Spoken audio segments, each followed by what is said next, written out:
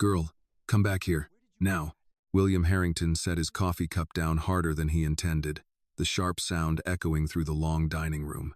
Annie Carter stopped beside the table, one hand still reaching toward the linen napkin that had slipped to the floor. For a second, she simply stood there, trying to understand what she had done wrong.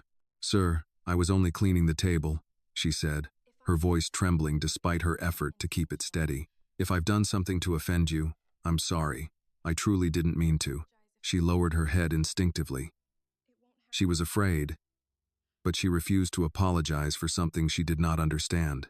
As Annie dipped her head, the brooch holding her black hair in place came fully into view. William suddenly stopped hearing anything she was saying. It was a delicate lily-of-the-valley branch crafted from white gold, set with 3 pale pearls. Winter sunlight caught the pearls, making the brooch shimmer silver against the black maid's dark hair. William's face changed so suddenly that Annie noticed it at once. "The hairpin." He drew in a breath, but it did little to steady him. "The one in your hair. Where did you get it?" Annie stepped back half a pace. Her hand went instinctively behind her head. "I didn't take it from this house, Mr. Harrington." She tightened her fingers around the edge of her apron before forcing herself to continue. "My mother gave it to me before she died." William stared past her face toward the pearls. "Your mother?" A bitter, disbelieving laugh escaped him. "Do you understand what you're wearing? There is only one of those hairpins in the world. I had it made by hand. There was never a second one." Annie lifted her chin. "I don't know how many there are, sir, and I don't know what it cost. But this one belonged to my mother.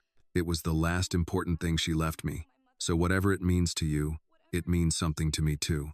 Her answer made William look at her properly for the first time.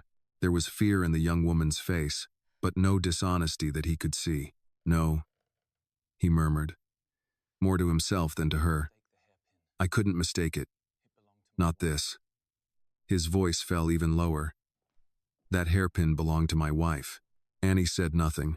William rose from his chair and walked around the table, but he stopped several feet away from her rather than coming closer. "Would you let me see it?" he asked, and the change in his tone was noticeable. "I won't take it from you. I only need to look at it." Annie hesitated. Then, slowly, she removed the hairpin from her hair and placed it in his open palm. William turned the brooch beneath the morning light. He brought one finger to a tiny mark near the base of the pin. "Do you see this mark? 23 years ago, I accidentally dropped it while the jeweler was still working on it. I was going to take it back, to have it repaired, but she just laughed." His voice slowed. She said, "Leave it. Now it's part of our story." Annie hesitated. William turned the brooch over. His breath caught for a moment. "There's one thing I'm certain you probably never noticed." He tilted the brooch toward Annie. "On the back, there's an inscription, 'Until I find you again.'" His finger stopped beside 2 small intertwined letters, W and E, William and Elizabeth. "I drew this symbol myself during the first year of our marriage."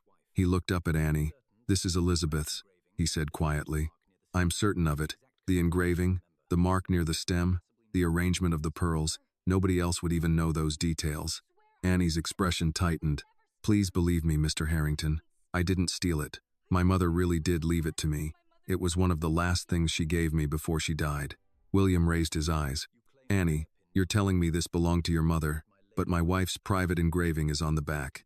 He paused, trying to control the questions racing through his mind. "What was your mother's name?" "Ruth Carter." The name meant nothing to him. For some reason, that frightened William more than if he had recognized it. "Did Ruth ever work for my family?" "Not that I know of." "Did she ever mention my wife, Elizabeth Harrington?" Annie shook her head. "Not by name. She hardly talked about where the hairpin came from at all." William closed his fingers around the pin briefly, then opened his hand and offered it back. "My wife had this for years. I remember seeing it in her jewelry box long after our wedding." "I'm telling you the truth." "I know you are," William said, and this time there was no accusation left in his voice. "Or at least I believe that you're telling me everything you know." That seemed to catch Annie off guard. She took the hairpin and holding it against her palm for a moment before carefully securing it in her hair again. Neither of them spoke for several seconds. "When did your mother die?" William asked at last. "Last year." "I'm sorry." His tone softened. Losing a parent that young is something no 18-year-old should have to carry alone. Annie looked down. Thank you. William could see that she wanted to return to work, but he could not let the subject disappear. Did Ruth ever explain why she had something that belonged to Elizabeth? She said the hairpin was important. Did she tell you why? Annie was quiet for a moment before she said, near the end, my mother was so weak that talking for more than a few minutes exhausted her. So she started writing everything down for me, the bills that needed to be paid, the names of people I could trust, and instructions about the documents she kept in an old box.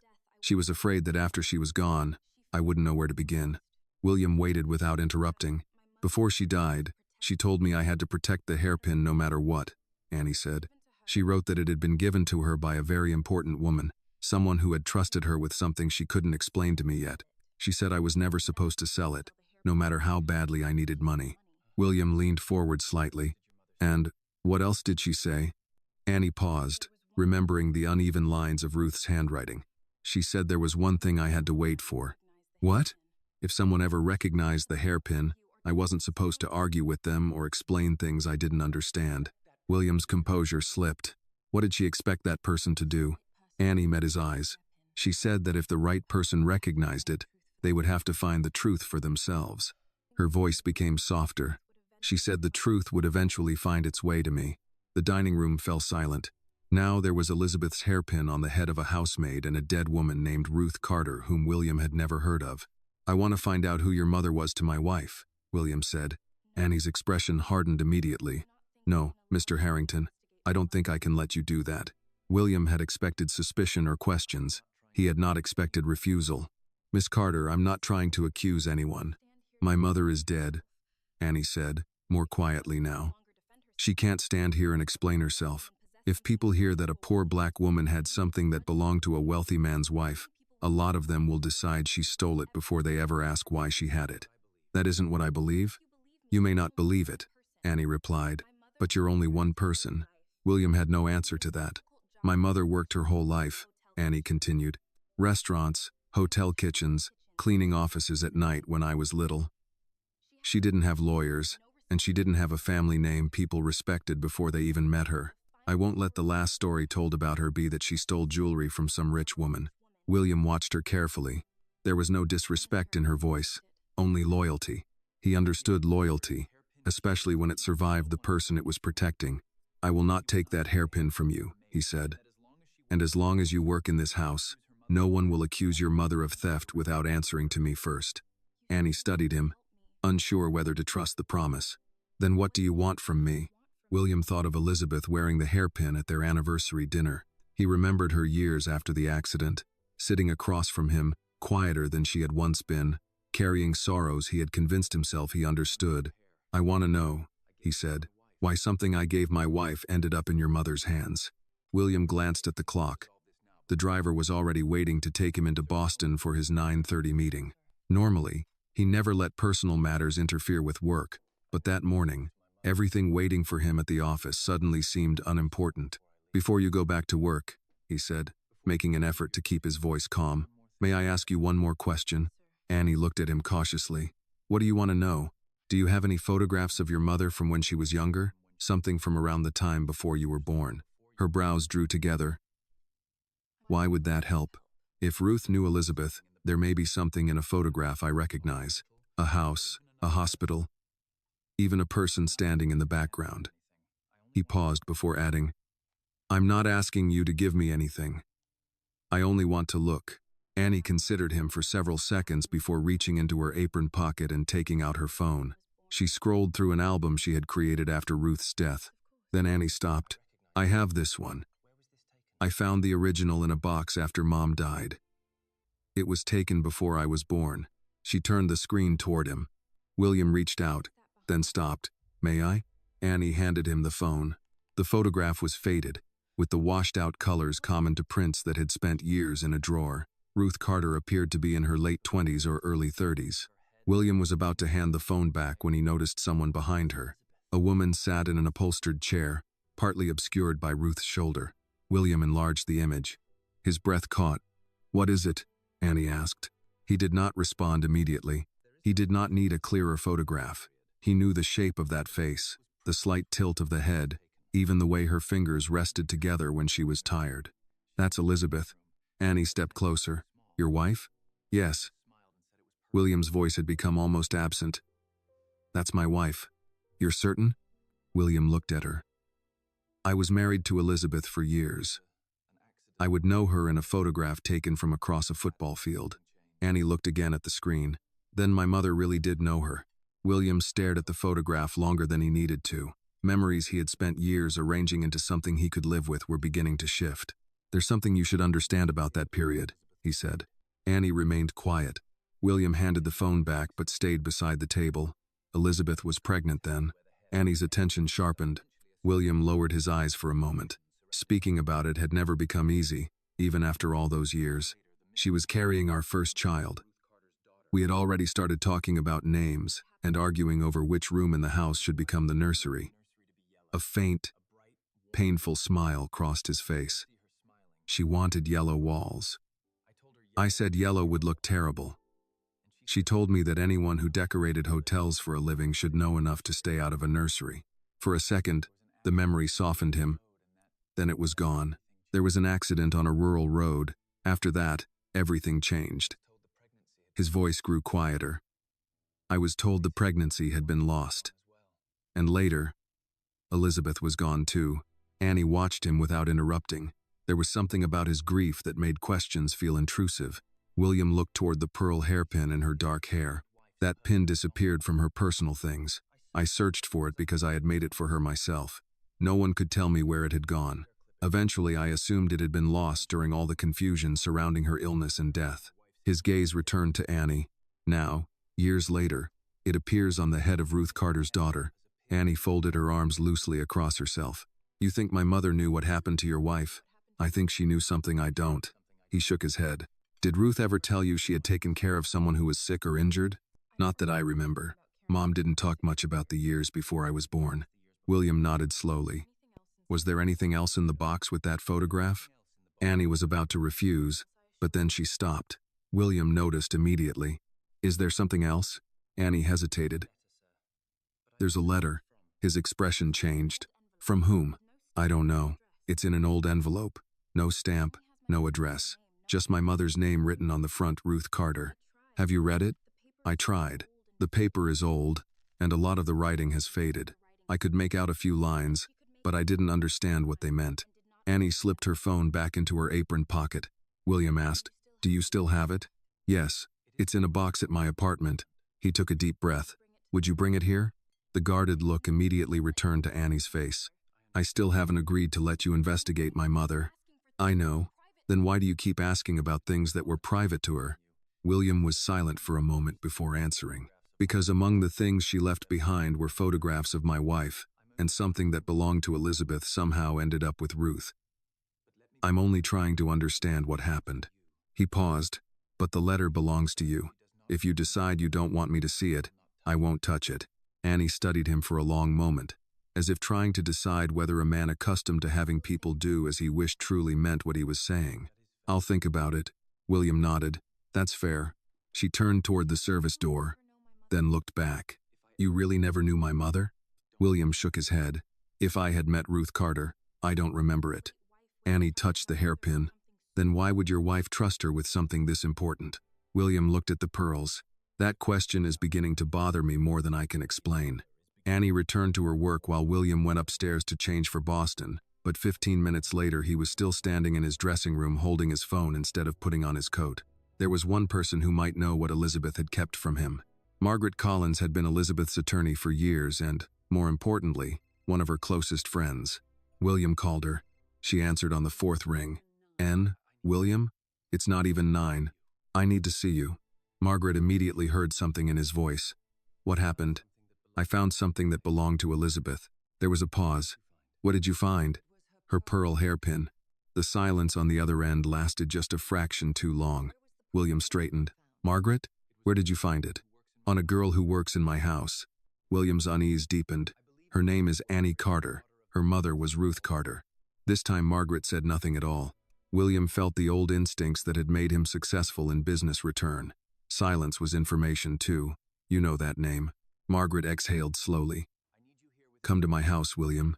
He arrived at her Beacon Hill townhouse less than an hour later. Margaret, nearly 5 years into retirement, opened the door wearing a navy cardigan with her reading glasses hanging from a chain at her neck. She took one look at him and stepped aside. "You look like you haven't slept. I've had a difficult morning." Margaret led him into the sitting room. "Tell me what happened." William showed her the photograph from Annie's phone. Margaret took his phone and stared at it. Her face changed. "You recognize Ruth?" "Yes." William sat forward. "Who was she?" Margaret lowered herself into the chair opposite him. "Ruth Carter found Elizabeth after the accident." William stared at her. "What?" "She was driving home from work. She saw the car off the road and stopped. She called for help and stayed with Elizabeth until the ambulance arrived." William's jaw tightened. "I was told a passing motorist found her. Why didn't anybody give me her name?" Margaret looked down at the photograph. "Because Elizabeth asked that Ruth's involvement be kept quiet." William's disbelief turned to frustration. "My wife was injured, pregnant, and frightened, and somehow a waitress I never met became important enough that Elizabeth gave her the most personal piece of jewelry I ever made for her. Now you're telling me Elizabeth deliberately kept that woman's name from me." Margaret did not defend herself. Instead, she rose and walked toward an old secretary desk near the window. "There's something else." William watched her unlock the lower drawer. Margaret removed a narrow cream-colored envelope. "What is that?" "A letter." William's eyes moved to the handwriting across the front. "From Elizabeth?" Margaret nodded. "She gave it to me years ago and made me promise not to open it unless something happened that made keeping it more dangerous than breaking my word." William stared at the envelope. "And you never opened it?" "No. Not even after she died?" "I almost did." Margaret looked at him, but Elizabeth was very specific. William thought of Annie's words in the dining room. Ruth had given her almost the same kind of instruction. "Wait until someone recognizes the hairpin." 2 women, both dead, had left instructions that depended on a future neither of them would live to see. If this story touched your heart, please like this video. Tell us in the comments where you are watching from. You never know.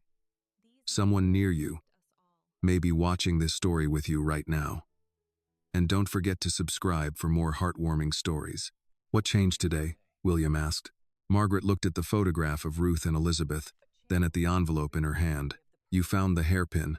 She placed the letter on the table between them. "And if Ruth Carter's daughter is wearing it now, William, then I think Elizabeth has finally given us permission to ask why." Margaret did not open the envelope immediately. She remained seated with one hand resting beside it, as though the paper had weight beyond its few folded pages. William stood across from her, struggling to understand why a letter written by his wife had been kept from him for years. "You said Elizabeth gave this to you herself?" "Yes." Margaret looked at the handwriting on the front. "It was about a year after the accident. She came to my office without an appointment and asked me to keep it somewhere no one connected to the Harrington family could access." William's expression tightened.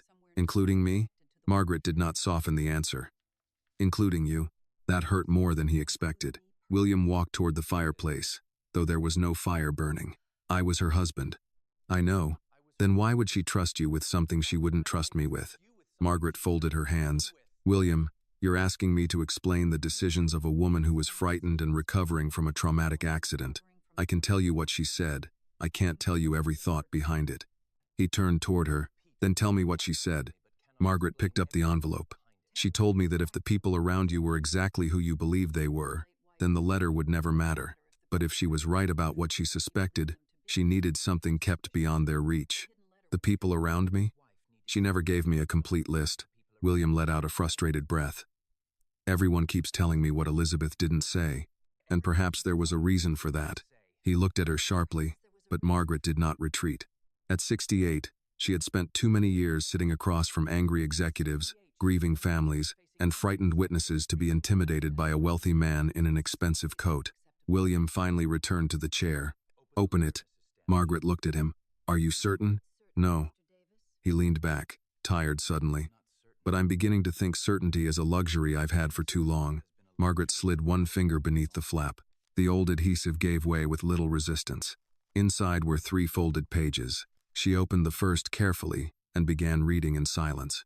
William watched her face. "What does it say?" Margaret continued for another few lines before looking up. "It's addressed to me, but most of it concerns Ruth." William leaned forward. "Read it." Margaret hesitated, then began. "Margaret, If you are reading this, then something has changed, or I have failed to explain things myself. Ruth Carter must not be blamed for anything she has done at my request. William's jaw tightened. Margaret continued, "She saved my life on the road that night. Since then, she has shown me more loyalty than people who have known my family for years. If questions are ever asked about her, I need you to remember that she acted because I asked her to." Margaret stopped. William stared at the page. "Acted how? The letter hasn't said yet." "Keep reading." Margaret moved to the next paragraph. Elizabeth wrote that Ruth had stayed near her during the first months of recovery. Initially because Elizabeth had difficulty managing alone, and later because she had begun to distrust the arrangements being made around her. Then came a sentence that made Margaret's voice slow. "I have reason to believe someone close to William has been using the family foundation for purposes he would never approve of." William's expression changed. "The foundation?" Margaret nodded and continued. Elizabeth described irregular payments she had noticed before the accident. Grants meant for housing and educational programs had been routed through consulting companies with vague names. At first she thought the problem was poor accounting. Later she began to suspect something deliberate. "She names anyone?" William asked. "Not yet." Margaret turned the page. Then she went still. William noticed immediately. "What?" Margaret looked at him. "She mentions your brother." The room seemed to contract around the words. "Richard?" She writes that she had started comparing signatures and authorization records. Several transactions appeared to have been approved through accounts under Richard's supervision. William stood abruptly. "No." Margaret kept her voice measured. "William, Richard was 28. He was barely involved in the foundation then. He was involved enough to have access. He helped us after the accident. He handled everything I couldn't. Hospitals, insurance, company matters." William stopped. The sentence had betrayed him before Margaret needed to. Richard had handled everything. Margaret quietly folded the first page back. "I am not telling you Richard did anything." Elizabeth was recording a suspicion. William looked toward the window. He remembered Richard sitting beside him in hospital corridors, bringing documents that needed signatures, telling him which meetings could not be postponed. William had once considered those months proof of his younger brother's loyalty. Now each memory felt slightly altered. "What else?" Margaret read further. Elizabeth wrote that Ruth had noticed unfamiliar men asking questions at the rehabilitation facility. One claimed to represent an insurance company. Another said he worked for the family office. Neither could provide a clear reason for wanting details about Elizabeth's treatment or visitors. Ruth had been the first person to tell Elizabeth something was wrong. William rubbed a hand across his face. "Why didn't Elizabeth tell me?" Margaret put the letter down. "She tried." He turned. "What does that mean?" "She wrote that every time she considered telling you, you were already overwhelmed. Your father's health was failing. The company was under pressure. You were traveling constantly between Boston and the hospital. That wouldn't have stopped me." "No," Margaret said, "but she believed it would make you confront whoever you suspected before she had proof." William gave a humorless laugh. "She knew me well." "Yes, she did." Margaret unfolded the final page. The tone of Elizabeth's writing changed there. The sentences became shorter, more personal. "She says Ruth agreed to protect something for her." William looked at the pearl hairpin photograph still displayed on his phone. "The pin? Possibly. She doesn't say exactly what." Margaret continued reading. "I gave Ruth something William will recognize if it ever returns to him. He will know it could only have come from me. If that day comes, tell him Ruth kept her word." William did not move. The same instruction Ruth had passed to Annie. Wait until someone recognized it. For the first time, the hairpin no longer felt like an object that had accidentally traveled from one household to another. Elizabeth had intended it to be recognized. She had planned for this moment. Margaret lowered the letter. "There's one more line." William barely nodded. "If William ever meets the girl, ask him not to judge Ruth before he knows why she was afraid." William's eyes narrowed. "The girl? That's all it says. No name?" Margaret checked again. "No." William walked back to the table and took the letter from her carefully. He read the final line himself. The girl, Annie, was 18. The accident had happened almost 19 years earlier. He immediately rejected the thought forming in his mind because it was too large, too unreasonable, and built on almost nothing. Still, it remained. "What exactly happened to Elizabeth after the accident?" he asked. Margaret frowned. "You know what happened. I know what I was told happened." The distinction hung between them. William folded the letter and placed it back on the table. I was told Elizabeth lost our child that night. I was told she spent the following months recovering privately because she couldn't bear being around people. I accepted all of it because I thought grief explained everything. Margaret's expression became uneasy. William noticed. There's something else you haven't told me. I don't know enough to tell you anything responsibly. That isn't a denial. No. William stood. Margaret followed him toward the entryway. What are you going to do? Start with facts. That would be wise. I want the accident report. Hospital records. Every place Elizabeth was treated after she left the hospital. Every person who had authority over those arrangements. Margaret studied him. And Ruth? I'm not touching Ruth's name until Annie agrees. That answer seemed to surprise her. William put on his coat. At the door, Margaret stopped him. William. He looked back. Whatever you discover, remember that Ruth was afraid enough to keep a promise for almost 19 years. Before you decide whether that was right or wrong, find out what she did. William nodded once and left. By late afternoon, he was back at the estate. Annie was carrying folded towels through the upstairs hall when she saw him approaching. She stopped, uncertain whether she was expected to speak first. William did. I spoke with Margaret Collins. Annie's hand moved unconsciously toward the hairpin. She knew my mother? Yes. What did she say? William paused. That Ruth saved Elizabeth's life after the accident. Annie stared at him. And there's more, William added. Elizabeth left a letter. The towels shifted slightly in Annie's arms. A letter about my mother? Yes. Annie took a breath. What did it say? William looked at the young woman standing in front of him, suddenly aware that whatever came next might change more than his understanding of Elizabeth. It said Ruth was protecting something for her. Annie's eyes stayed on his. What? William thought of the final line. The girl. I don't know yet, he said. But I think your mother spent most of her life keeping a promise to my wife. Annie did not answer immediately. She stood in the upstairs hallway with the folded towels still balanced in her arms, trying to decide whether William's words made her feel relieved or more uneasy. My mother never told me she saved anyone, she said at last. Not your wife, not anyone. William nodded. Margaret says Ruth was the person who found Elizabeth after the accident and stayed with her until help arrived. Later, your mother remained close to her during part of the recovery. Annie frowned. That doesn't sound like something Mom would hide. Maybe saving Elizabeth wasn't the part she was hiding. That possibility silenced her. William could see the strain in Annie's face, so he stepped aside rather than blocking the hallway. You don't have to talk about this now. Finish your work. Go home when your shift ends. And then what? I start checking facts. Annie held his gaze. About my mother? About the accident? Elizabeth's medical care? And the people responsible for those arrangements? I gave you my word that Ruth won't be treated like a suspect. Annie looked toward the staircase, then back at him. There was something else in my mother's box. The letter you mentioned? Yes, but there was also another photograph. I didn't think it mattered before. William's attention sharpened. What kind of photograph? I'll bring the box tomorrow. You're sure? No, Annie admitted. But if my mother spent almost 19 years waiting for someone to recognize that hairpin, ignoring it now would feel like breaking the promise for her. William understood that better than she probably realized. Bring whatever you're comfortable bringing. Nothing leaves your possession, unless you agree. Annie gave a small nod, then walked past him toward the linen closet. William remained in the hallway for several seconds after she disappeared. By noon, he had canceled the rest of his day. His first call was to the household manager, Evelyn Price, who had supervised the Harrington estate for nearly 14 years. William asked her to join him in the library. Evelyn entered carrying a tablet, assuming the conversation concerned staffing. Is there a problem with the morning shift? No.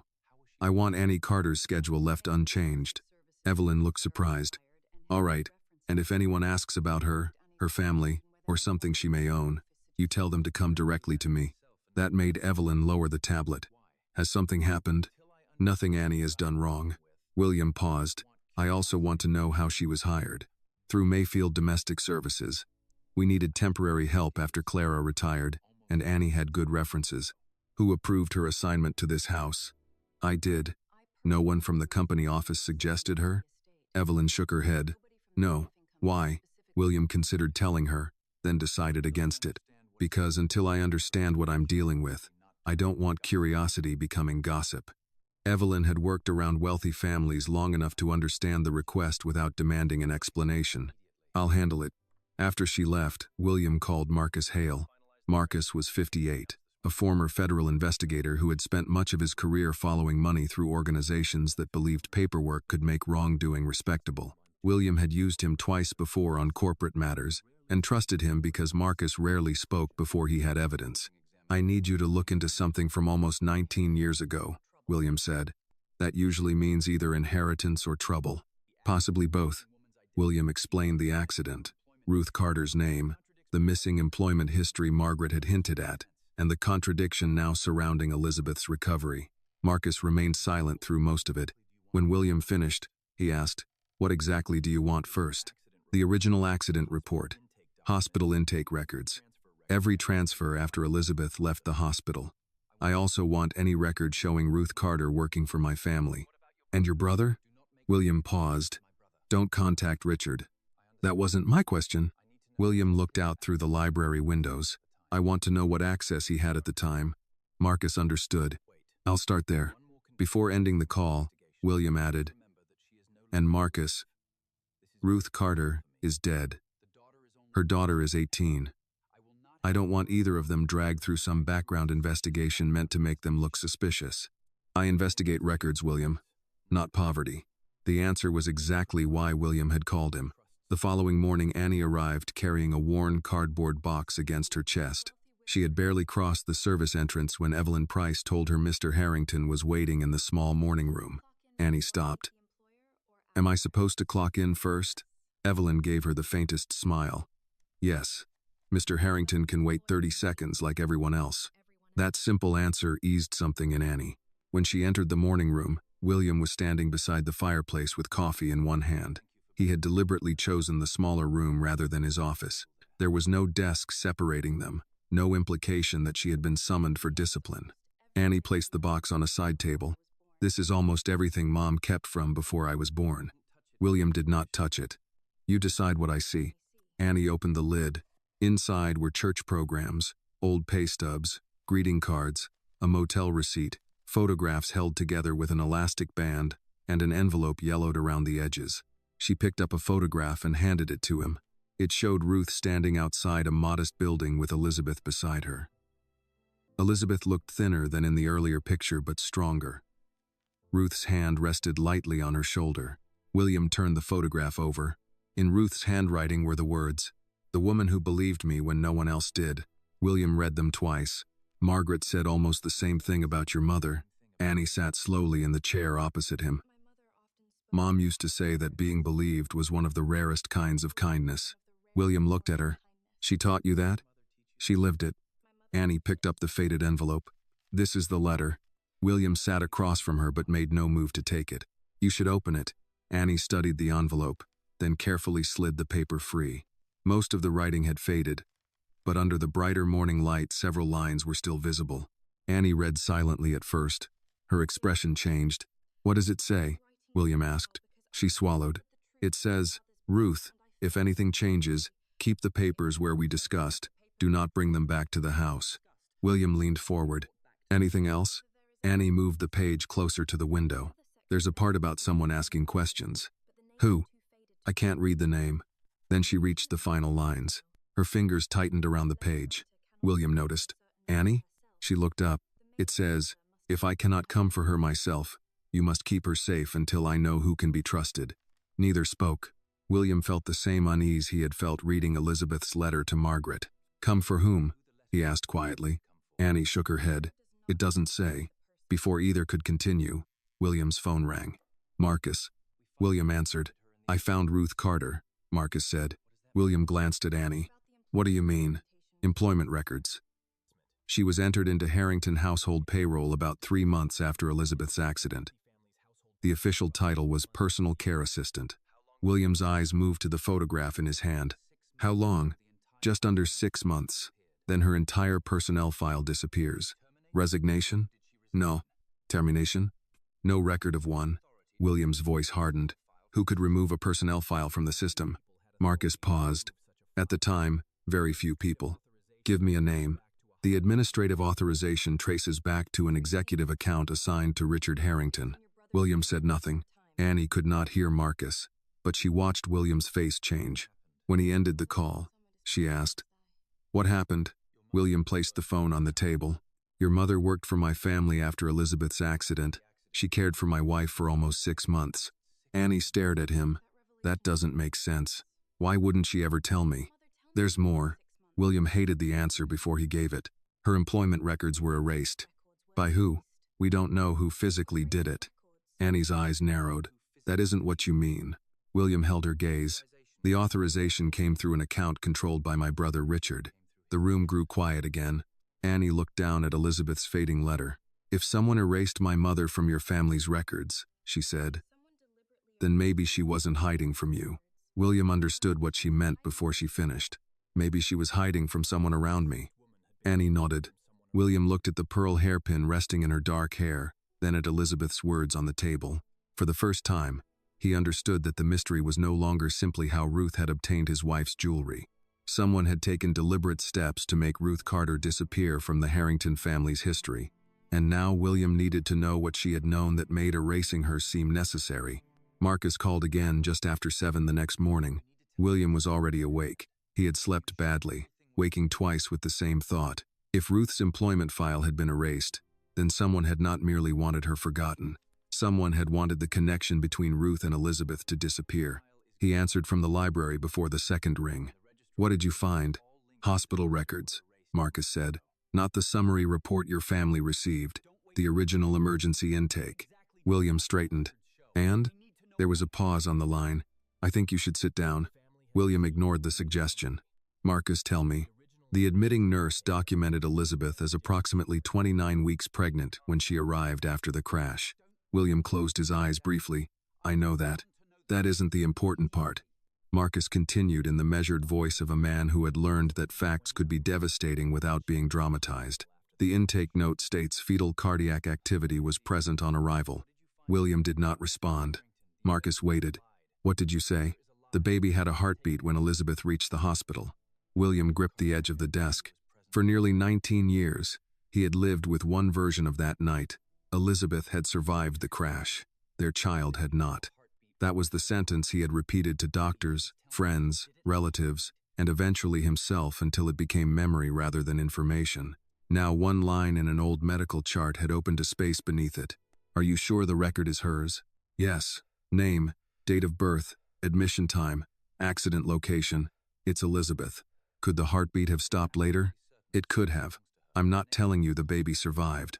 I'm telling you the official story you were given doesn't begin where the original record begins." William stared through the library windows at the pale lawn beyond the glass. "Who told me the baby died?" Marcus was quiet. "That's something you need to answer." William pressed a hand against his forehead. He tried to remember the hospital corridor, fluorescent lights, the smell of disinfectant, Richard bringing him coffee he never drank. He remembered a doctor speaking to someone, a nurse guiding him toward a private room. He remembered being told Elizabeth would live, but the exact moment he learned the baby was gone had blurred into everything else. "I don't remember a doctor telling me directly," he said. "That matters." William's jaw tightened. Richard was handling calls. Paperwork. Insurance. My father had been taken ill that same week, and I was going back and forth between the hospital and the company. Marcus did not say what William was already thinking. Richard had been everywhere. "I need the later records," William said. "Delivery notes, transfer records, whatever happened after that intake." "I'm working on it. Some records are archived under a separate facility." "Separate facility?" "That's what it looks like. Elizabeth may have been transferred after the initial hospitalization." William's expression hardened.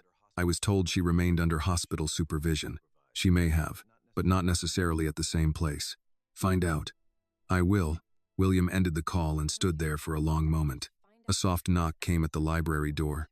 Annie stepped in carrying a breakfast tray. "I was told you hadn't eaten." William looked at the tray, then at her.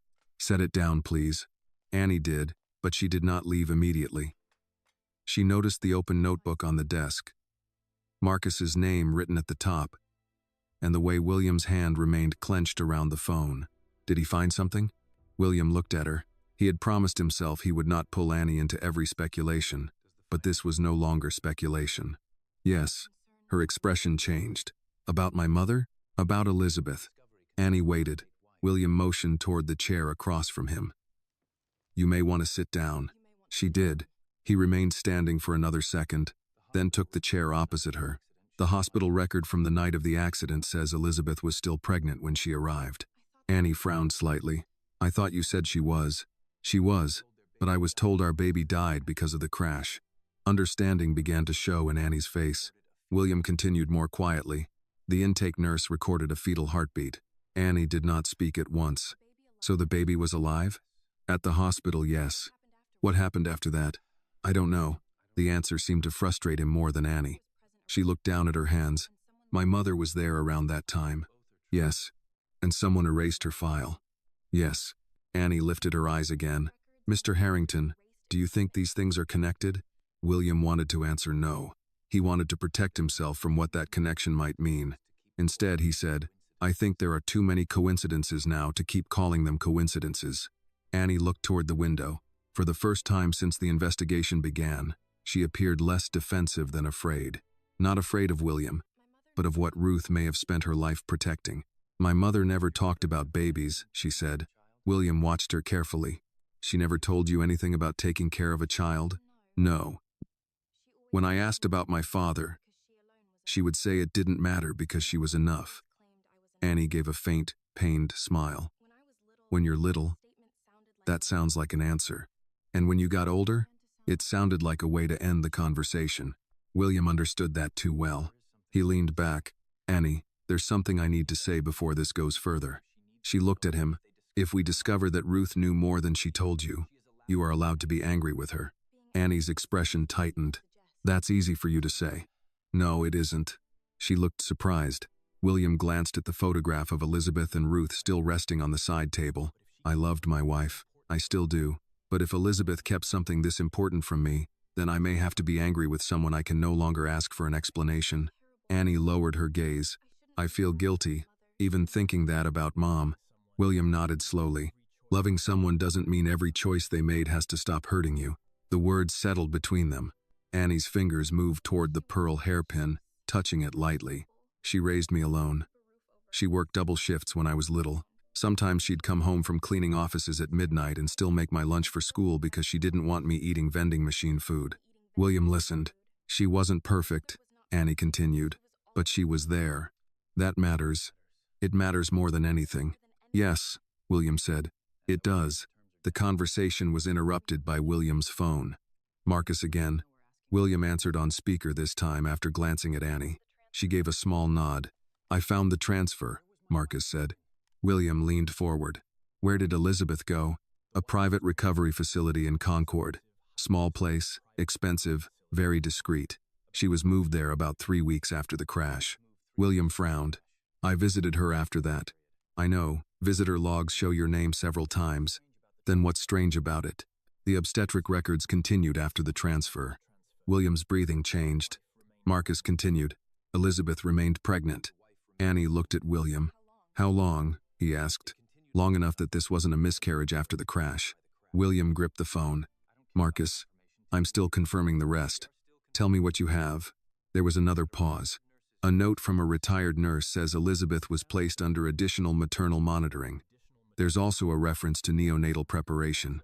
William's face drained of color. Annie whispered, What does that mean? Marcus answered before William could. It means they expected a baby to be born. The room went silent. William stared at the pearl hairpin in Annie's hair.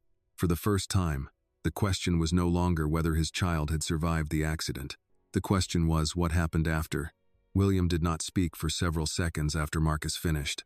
The words seemed to remain in the room even after the call ended. They had expected a baby to be born. Annie sat across from him, both hands folded tightly in her lap. You were told the baby died the night of the accident. Yes, but your wife was still pregnant weeks later. Yes. William's voice had become almost mechanical. Not because he felt nothing, but because too much was moving through him at once. He stood and walked toward the window, staring out over the frost-covered lawn. I remember visiting Elizabeth after she was transferred, he said. She was weak, tired. She barely wanted to talk. I thought she was grieving the same child I was grieving. Annie looked at him carefully. Did she still look pregnant? The question hit him harder than he expected. William closed his eyes for a moment. I don't know. Annie did not understand. How could you not know? He turned back toward her, and for the first time she saw shame in his face. Because I wasn't looking closely enough. He sat down again. My father had suffered a heart attack. The company was in trouble. 2 of our hotels were close to defaulting on loans. And every time I went to see Elizabeth, someone was waiting outside the room with papers for me to sign or a problem I was supposed to solve. Richard kept telling me he would handle the medical arrangements so I could keep everything else from falling apart. William gave a short, bitter laugh. I thought being responsible meant keeping the business alive. Annie's expression softened slightly. And now? Now I'm wondering how many things I failed to see because I was proud of being the man who could handle everything. He looked back at her. That isn't an excuse. No, Annie said, but it sounds like an explanation. William seemed surprised by the distinction. Before he could answer, his phone rang again. Marcus. William picked it up immediately. Tell me you found something. I found a nurse, Marcus said. Retired now. Her name is Helen Doyle. She worked nights at the recovery facility in Concord. William leaned forward. She remembers Elizabeth? She remembers her very well. Why? Marcus paused. Because Elizabeth wasn't an ordinary patient. Her chart had restricted access, and there were instructions that staff were not to discuss her condition with callers unless they were on an approved list. William's jaw tightened. Who created the list? Administrative office. I'm still tracing that. What did Helen say about the pregnancy? She remembers Elizabeth delivering prematurely. William stopped breathing for a second. Annie watched his face. Say that again. The baby was born. William's hand tightened around the phone. Alive? Yes. The word changed the room. William slowly sat back. A child he had mourned for almost 19 years had not only survived the accident, she had been born. When? About 6 weeks after the crash. A boy or a girl? A girl. William lowered his head. Annie looked away, giving him a privacy that felt more respectful than leaving. He whispered, a daughter. Marcus continued carefully. Helen remembers Ruth too. William looked up. Tell me. Ruth was there often, not as hospital staff. Elizabeth asked for her personally. Eventually, Ruth was added as a private care assistant. That matches the payroll record. Yes, Helen said Elizabeth trusted her. Why? She doesn't know everything, but she remembers Ruth being the person who stayed when Elizabeth became anxious. Ruth would bring soup from the diner where she worked, sit beside the bed, read magazines to her. Small things. Annie's face changed. That sounded exactly like Ruth. Marcus continued. Helen also remembers something else. Men occasionally came asking questions about Elizabeth's condition and the baby. William's eyes hardened. What men? She couldn't identify them. One claimed he represented an insurance company. Another said he worked for the Harrington family office. Did they see Elizabeth? Not always. Ruth challenged one of them and asked for identification. After that, Elizabeth became much more cautious. Annie spoke before thinking. My mother would have done that. William glanced at her. Marcus heard the voice through the phone. Is Annie there? Yes. Marcus continued. Then she should hear this too. Helen said Ruth was the first person who told Elizabeth that something about the visitors didn't feel right. Annie pressed her lips together. William asked, what happened after the baby was born? That's where the records get thin. Thin how? The infant chart exists, but sections are missing. There's no normal discharge summary under the Harrington name. William stood again. Someone removed it? I'm not saying that yet. Marcus, I'm saying it doesn't follow normal procedure. Give me a few hours. William ended the call, but the information had already changed everything. Annie looked at him. You had a daughter. William nodded slowly. So what happened to her? I don't know. For the first time, his voice broke completely. He turned away, pressing one hand against the mantel. Annie remained seated. She did not try to comfort him with words that would sound empty. After a while, William spoke again. Elizabeth and I had names picked out.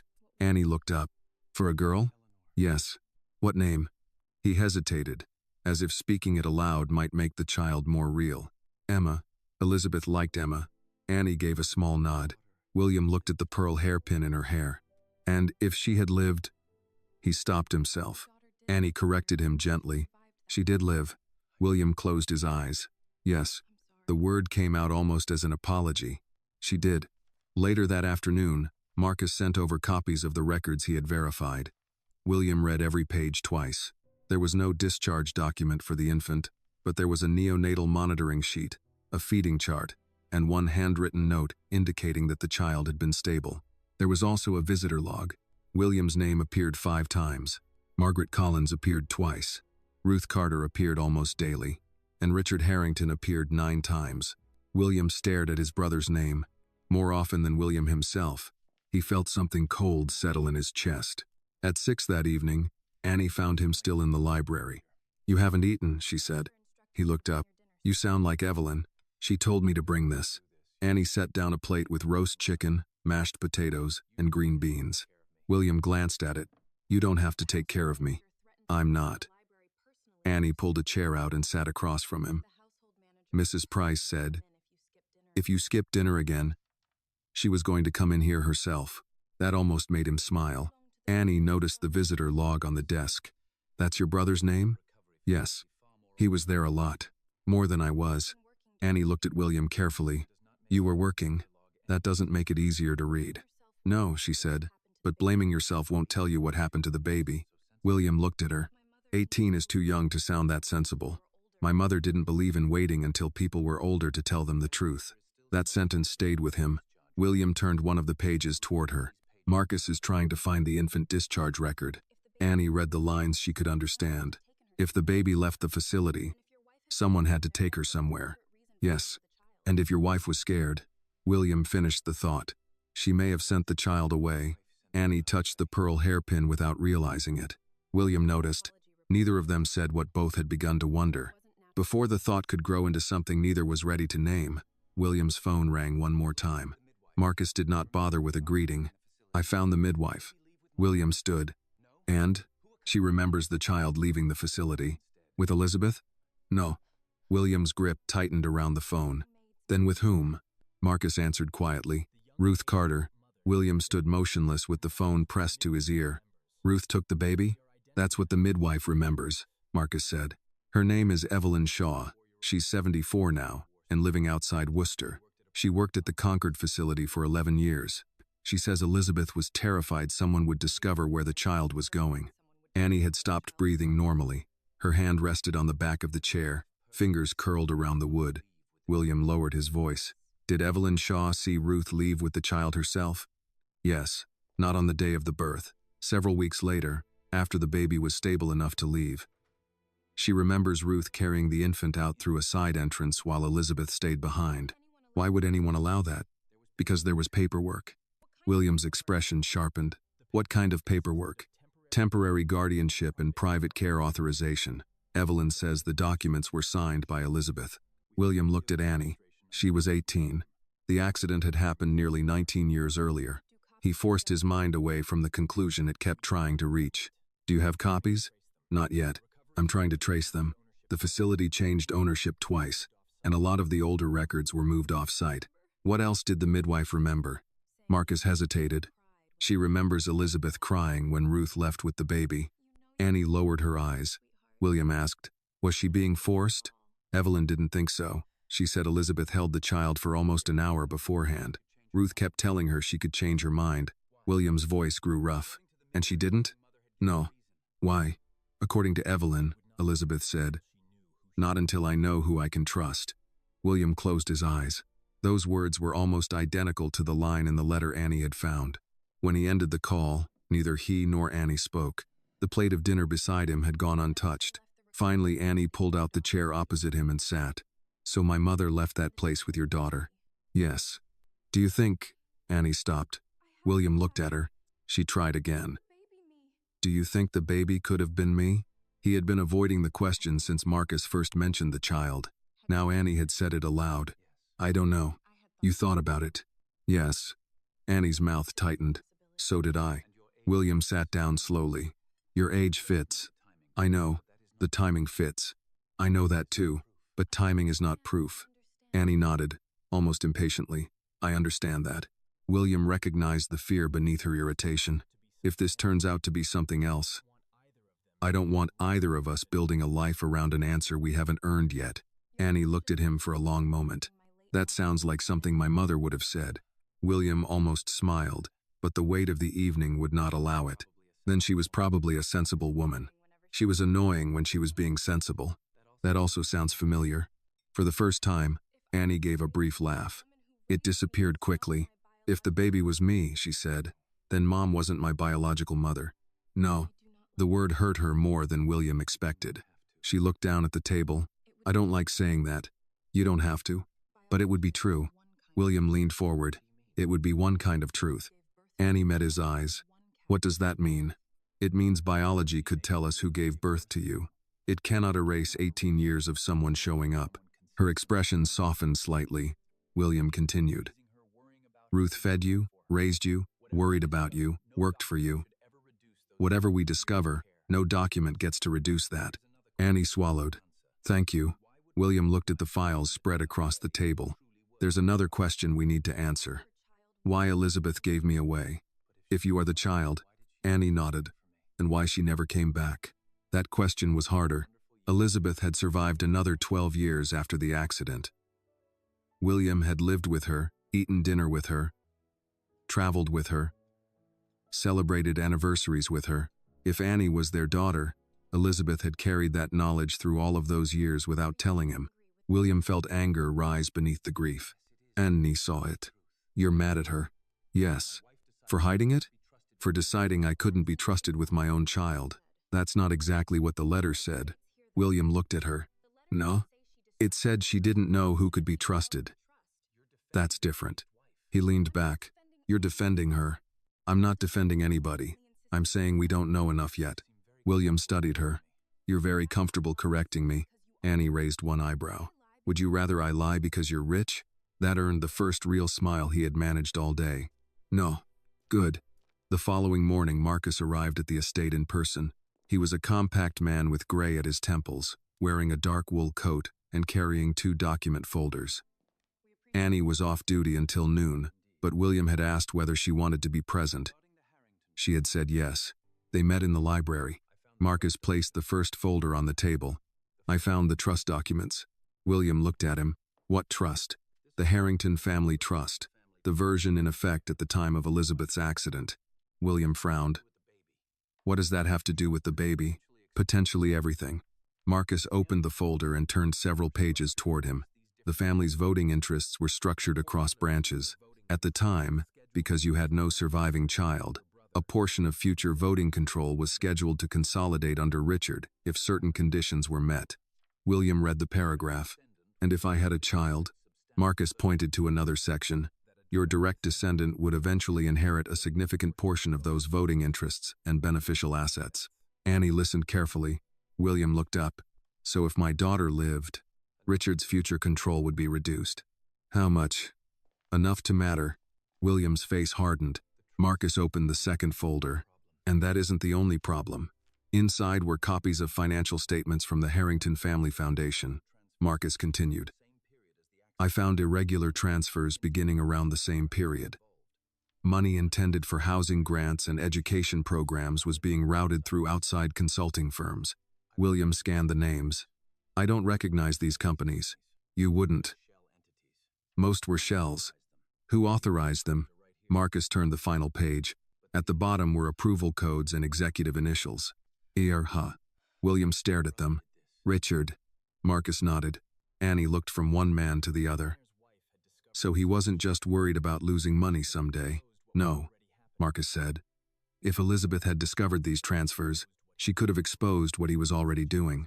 William's thoughts returned to the accident, the erased records, Richard's repeated visits to the recovery facility, and a living child gave him another reason to control what happened. Marcus did not overstate it. It gave him a motive to care very much about whether that child was ever recognized as a Harrington. Annie reached toward the hairpin, then stopped herself. William noticed. Marcus, he said, I want every transaction tied to those companies. I'm already pulling them. And find the guardianship papers. I will. Marcus closed the folders. There's one more thing. Margaret Collins called me this morning. William looked up. Why? She remembered another document Elizabeth left with her. A document? Marcus shook his head. An envelope. William's expression changed.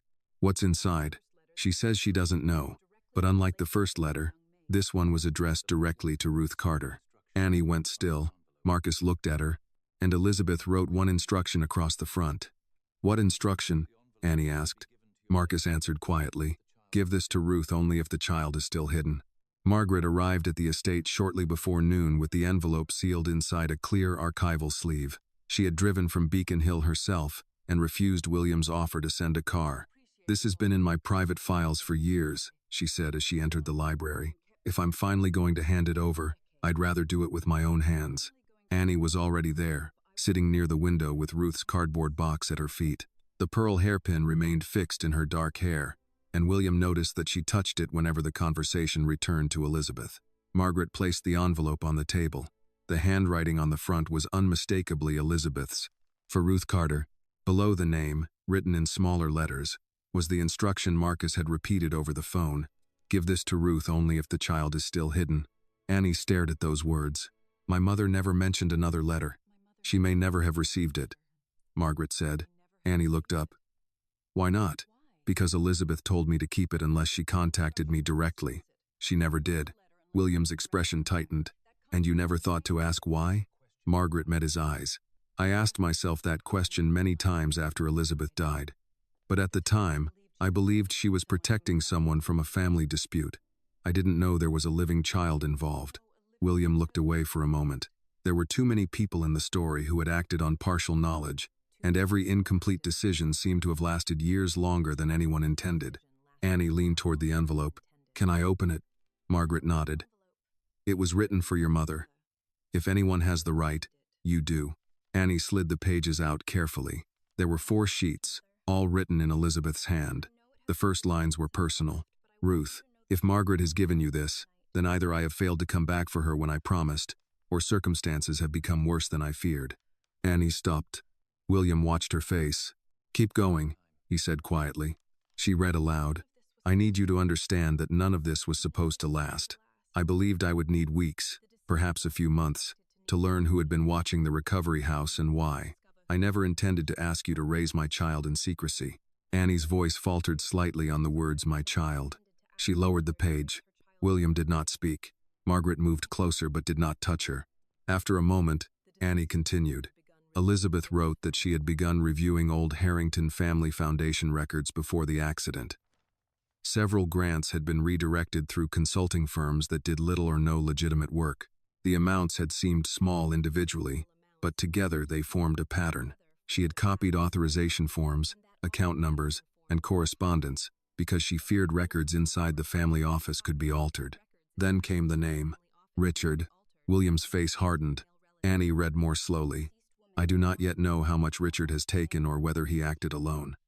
What I do know is that he has asked questions about the baby that no one outside the immediate family should be asking. He knows she survived." William stood abruptly and walked toward the fireplace. Margaret watched him but allowed Annie to continue. Elizabeth had believed the trust structure gave Richard another motive. If William's daughter were formally recognized, future voting rights and beneficial interests would shift away from Richard's branch of the family. Richard was therefore threatened by 2 things at once: exposure of the financial transfers and the survival of William's child. Annie reached the next paragraph and stopped again. "What does it say?" William asked. Her eyes stayed on the page. "She says she gave my mother the baby because Ruth was the only person Richard didn't consider important enough to watch closely." Margaret closed her eyes briefly. Annie read the sentence aloud. "He sees Ruth as service staff. That is why he may overlook her. He notices surnames, titles, offices, cars. He does not notice women carrying laundry or bringing meals. For once, I am praying his arrogance makes him careless." The words settled over the room. Annie looked down at her uniform. William looked at her too. A young black woman in a gray housekeeping dress, standing in a billionaire's home. The irony did not need explanation. Richard had once underestimated Ruth for nearly the same reason strangers now underestimated Annie. Margaret spoke first. "Elizabeth understood him better than I realized." William's jaw tightened. "And I understood him less." Annie continued. "Elizabeth asked Ruth to keep the child hidden until she had secured enough evidence to expose Richard safely. She wrote that William must not be told until she knew exactly who had access to his schedule, calls, correspondence, and household staff." William reacted immediately. "She thought Richard was watching me too." Margaret nodded. Or at least using you as the easiest way to find her. William paced once across the room. I would have protected them. Annie looked up from the letter. I'm sure you would have tried. The word tried stopped him. She did not say it cruelly. That made it harder. Unevent on. Elizabeth wrote that she knew William would confront Richard the moment he learned the truth, and confrontation without proof could destroy their only advantage. She knew her husband's courage. She also knew his temper. William let out a humorless breath. She was right about that. Margaret glanced at him. Yes, she was. The next section concerned the hairpin. Annie read it silently first. What? William asked. She looked toward him. She talks about this. Her hand rose to the pearls. Elizabeth had written that the hairpin served two purposes. First, William would recognize it immediately. Second, it contained the smallest key to the largest mistake Richard ever made. William stared at her. Okay? Annie reached behind her head and removed the hairpin. Margaret leaned closer. William took one step forward, then stopped himself. Did Ruth ever tell you there was anything hidden inside it? No. Annie turned the piece over in her fingers. I thought it was just jewelry. Margaret read the line herself. It says, the middle pearl was altered at my request. William will know where to take it once he understands what he is holding. William frowned. I don't know what she means. Who made the hairpin? Margaret asked. A jeweler in Boston. Samuel Levin. His son runs the business now. Annie stared at the middle pearl.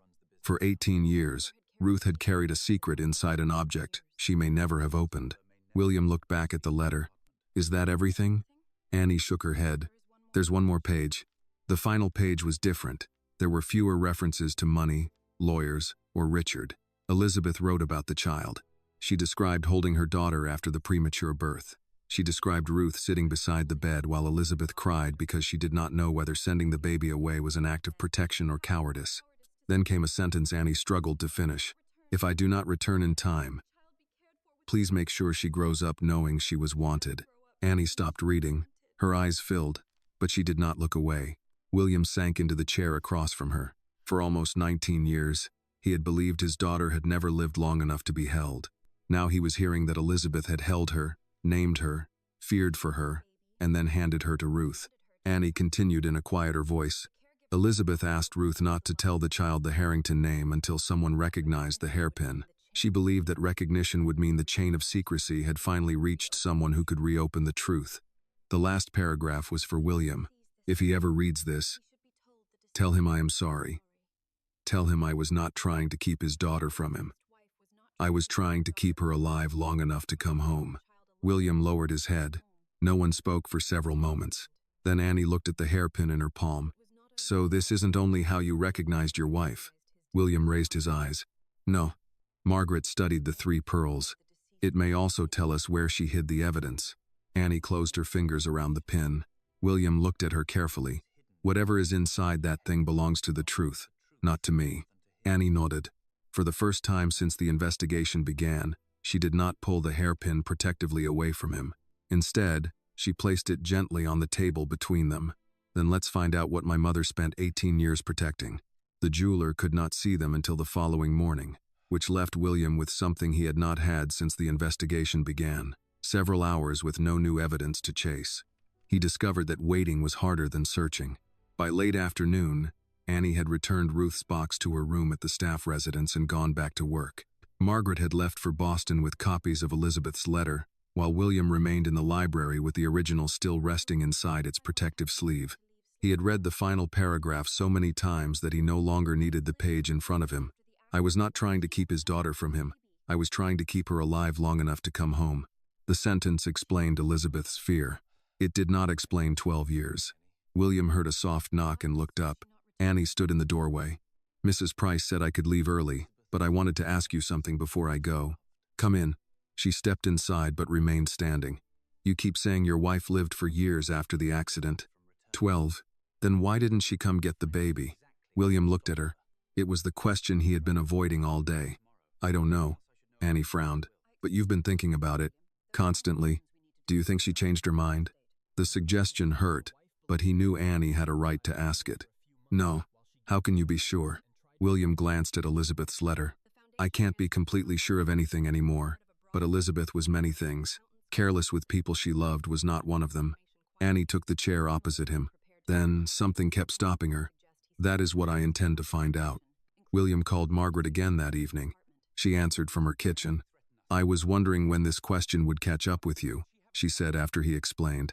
Did Elizabeth ever tell you why the separation lasted so long? Not all at once. Tell me what you know.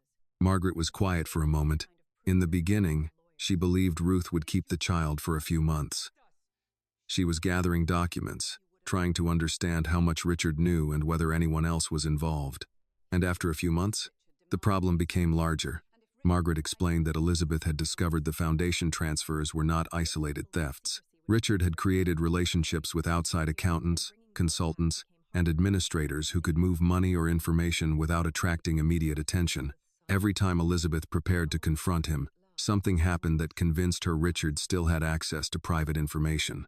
Once, Ruth received a telephone call at an apartment Elizabeth believed no one in the family knew about. Another time, a man appeared near the church Ruth attended and asked neighbors whether she had a child. William's hand tightened around the receiver. Did Richard threaten them? Not directly. That was part of what made it so difficult. Elizabeth had suspicion, patterns, frightening coincidences. She did not yet have the kind of proof that survives lawyers. Why not tell me and let me protect them? Margaret sighed, because she knew exactly what you would have done. William was silent. You would have gone to Richard. Yes. You would have demanded an explanation. Yes. And if he denied everything, you would have made it obvious you knew there was a child. William stared at the dark window beside his desk. Margaret continued more gently. Elizabeth thought secrecy was temporary. Then temporary became a year. After that, bringing Annie back became harder, because doing so meant admitting everything she had hidden from you. William closed his eyes. So shame became part of it. I think guilt did. He understood that. People often imagine that one terrible decision led naturally to confession. In William's experience, the opposite was often true. The longer a secret lasted, the more truth it required to break it. What happened to Ruth? He asked. She moved several times. Elizabeth arranged money indirectly, never through normal family accounts. Ruth refused most of it. That sounds like Annie. Margaret almost laughed. Then perhaps Ruth raised her well. William's expression softened for only a moment. Did Elizabeth see the child? Not often. How often? I only know of a few times in the first years. That answer hurt in a different way. Why so little? Because Ruth believed visits increased the risk of someone following Elizabeth. Eventually, Elizabeth agreed. William pressed his thumb against his temple. She gave up seeing her own daughter. No, Margaret corrected. She gave up being seen, seeing her. The distinction stayed with him. The next morning, Annie joined William for the drive into Boston. She had never been in his car before and seemed uncomfortable with the black sedan, the driver, and the silence that settled between people who normally occupied different parts of the same house. After 20 minutes, William said, Margaret explained why Elizabeth didn't bring the baby home. Annie turned toward him. And? She was still afraid Richard could find Ruth through her. There were phone calls, people asking questions, signs that someone knew more than they should. For 12 years? Not with the same intensity, but by then there was another problem. What? William looked out the window. Elizabeth had hidden the truth from me for so long that telling me became its own kind of fear. Annie absorbed that, so she was protecting the baby at first, and later she was also afraid of what you would think. I believe so. Annie looked down at her hands. That makes me angry. William turned toward her. At Elizabeth? At everybody. He did not tell her she should be grateful for being protected. He did not tell her Ruth and Elizabeth had done their best. Instead, he said, that seems reasonable. Annie looked at him, surprised. You're not going to defend her? I loved Elizabeth. I can understand why she made a choice and still wish she had made a different one. Annie nodded slowly. I'm angry with my mother too. William waited. She always told me lying was the fastest way to make a small problem expensive. A sad smile crossed her face. Then she kept the biggest secret of my life. You can love her and still be hurt by that. Annie looked out at the passing neighborhoods. I know, I just don't like how both things can be true. Most difficult things are difficult because two truths fit in the same place. They rode in silence for another block. Then Annie asked, If I am your daughter, what happens? William answered carefully. First, we prove it. And after that? That should be your decision as much as mine. She looked at him. You mean that? Yes. I wouldn't suddenly have to move into your house? Despite himself, William smiled. You already work in my house. I think we have enough confusion without assigning you a bedroom. Annie laughed, and the sound released some of the tension between them. The jeweler's shop stood on a quiet Boston street between a tailor and an old bookstore. Samuel Levin had died years earlier, but his son, David, still ran the business. He greeted William by name, then noticed the hairpin in Annie's hand. His expression changed. I haven't seen that piece since my father was alive. William leaned forward. You recognize it? Of course. He talked about it for years, said it was one of the strangest commissions he ever accepted. Annie placed the hairpin carefully on the velvet pad. David adjusted his magnifying lens. The engraving is original. The white gold is right. So are the pearls. William glanced at Annie. Elizabeth's letter says the middle pearl was altered. David paused. Altered how? We were hoping you could tell us. The jeweler examined the setting more closely. Several seconds passed. Then he stopped moving. Well, he murmured. William leaned closer. What is it? David pointed with a fine instrument. The middle pearl isn't mounted like the others. Annie's hand tightened around the edge of the counter. What does that mean? David looked up. It means this pearl was designed to open. David Levin did not touch the middle pearl again until he had changed tools and adjusted the lamp above the counter. The jeweler's shop had gone quiet around them. The morning traffic outside reduced to a faint murmur behind the glass. Annie stood beside William, watching every movement. Are you sure it can be opened without damaging it? She asked. David nodded. If my father designed this mechanism the way I think he did, then yes. But it wasn't meant to be opened casually. Whoever commissioned the alteration wanted it hidden. William looked at the hairpin resting on the black velvet pad. My wife commissioned it. David glanced up. Then she knew exactly what she was doing. Using a pair of fine-tipped instruments, he held the gold setting steady and rotated the center pearl by a fraction. Nothing happened. He tried again. This time there was a tiny click. Annie leaned closer. The pearl loosened from the stem, revealing that it was not mounted like an ordinary stone at all. It was a hollow cap, threaded onto a narrow metal chamber built inside the white gold flower. David lifted it away. Inside lay something thin and dark. William stopped breathing for a moment. David carefully drew it out with tweezers. It was a key, not much longer than a matchstick, flat enough to have remained hidden inside the hairpin for years. On one side, 3 characters had been engraved into the steel. B. 300 and tubulas. Annie stared at it. My mother wore that pin sometimes. William turned toward her. She knew the key was inside? I don't think so. If she did, she never told me. Annie looked at the pearl cap. She treated the hairpin like it was fragile. She barely let me touch it until I was older. David placed the key on the velvet. My father kept detailed records on special commissions. Some of the older ledgers are stored downstairs. William looked at him. Can you check whether Elizabeth ordered the hidden compartment? I can try. David disappeared through a rear door and returned 10 minutes later carrying a thick ledger with yellowed pages. He turned slowly through entries written in his father's precise handwriting. Then his finger stopped. Harrington, Elizabeth. William moved closer. David read the notation silently before turning the ledger toward them. The original hairpin had been commissioned by William years earlier, exactly as he remembered. A later entry showed that Elizabeth had returned alone and requested a modification to the center pearl. David tapped the handwritten note.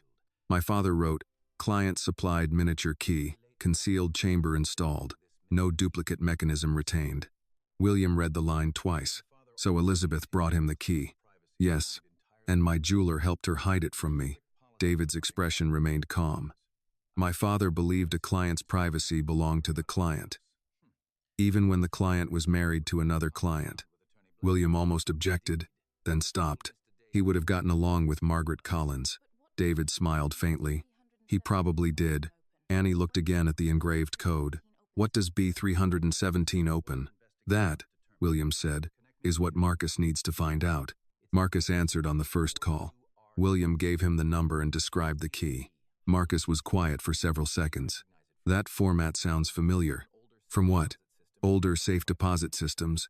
Some private banks used letter, number compartment codes. William looked at Annie. How long will it take you to confirm? I can start immediately, but even if I find the institution, don't expect to walk in and open anything this afternoon. If the box is still active or archived under Elizabeth's name, the bank will require proof of death, estate authority, identification, possibly a court order depending on how it was structured. William sighed. Of course. Marcus gave a dry laugh. You asked for facts. Facts come with paperwork. By early afternoon, he called back. The code had been traced to Commonwealth Private Bank, an old Boston institution that had since merged twice but still maintained legacy safe deposit records. Box B317 had been opened in Elizabeth Harrington's name almost 19 years earlier. No authorized co-owner appeared on the original registration. William immediately asked for access. The bank refused, not permanently, but firmly enough to remind him that being William Harrington did not make procedure disappear. He needed certified documentation proving Elizabeth's death, his authority under her estate, and legal review confirming whether the box had remained outside probate. It would take at least several days. Annie listened to the call from the back seat of William's car as they left the bank. When he hung up, she asked, "Are you angry because they said no?" "I'm irritated because the key has been hidden for almost 19 years, and now that we finally have it, a compliance officer wants 3 notarized forms." "That sounds more like being angry." William glanced at her. "You're becoming very comfortable with me. You said you wanted honesty. I'm beginning to regret how seriously you took that." Annie smiled. They had not eaten since morning, so William asked the driver to stop at a diner near Cambridge rather than returning directly to the estate. Annie looked at the red vinyl booths and chrome-edged counter when they walked in. "You eat in places like this?" William took off his coat. "I'm 50, Annie, not royalty." "That wasn't my question." He almost laughed. They sat in a booth near the window. William ordered coffee and a turkey club. Annie ordered pancakes even though it was nearly 2 in the afternoon. "My mother used to say pancakes didn't know what time it was," she explained. "That sounds like a useful philosophy." It mostly meant she was too tired to cook dinner after a double shift. The humor faded gently from Annie's voice. William looked down at his coffee. Ruth worked at a diner when she found Elizabeth. "I know. Does that bother you?" Annie thought about it. "No. It makes sense." "How?" "My mother always stopped when somebody needed help. Sometimes when she shouldn't have." Annie broke off a piece of pancake. "She once drove an old woman home in a snowstorm because the woman missed the last bus. I remember sitting in the back seat thinking we were going to end up in a ditch." William smiled. "She sounds stubborn." She was. So was Elizabeth. Annie looked at him. For a moment, neither of them seemed to know what to do with the fact that 2 women from entirely different worlds had somehow trusted each other with something neither William nor Annie yet understood. After a while, Annie asked, "If that box has everything Elizabeth wanted hidden, do you think it will make all of this fair?" William's expression changed. "No." She seemed surprised by the certainty.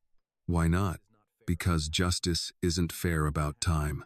William wrapped both hands around the coffee mug. "It can tell you what happened. It can return a name, maybe even punish the person responsible, but it cannot give back the years it took from you." Annie looked toward the window. "Then what good is it?" William followed her gaze. "It stops the lie from owning the rest of your life." That answer stayed with her. 2 days later, Marcus arrived at the estate carrying a folder thick enough to suggest the bank had finally finished arguing with the lawyers. William met him in the library. Annie stood nearby. Marcus placed the folder on the table. The bank cleared access.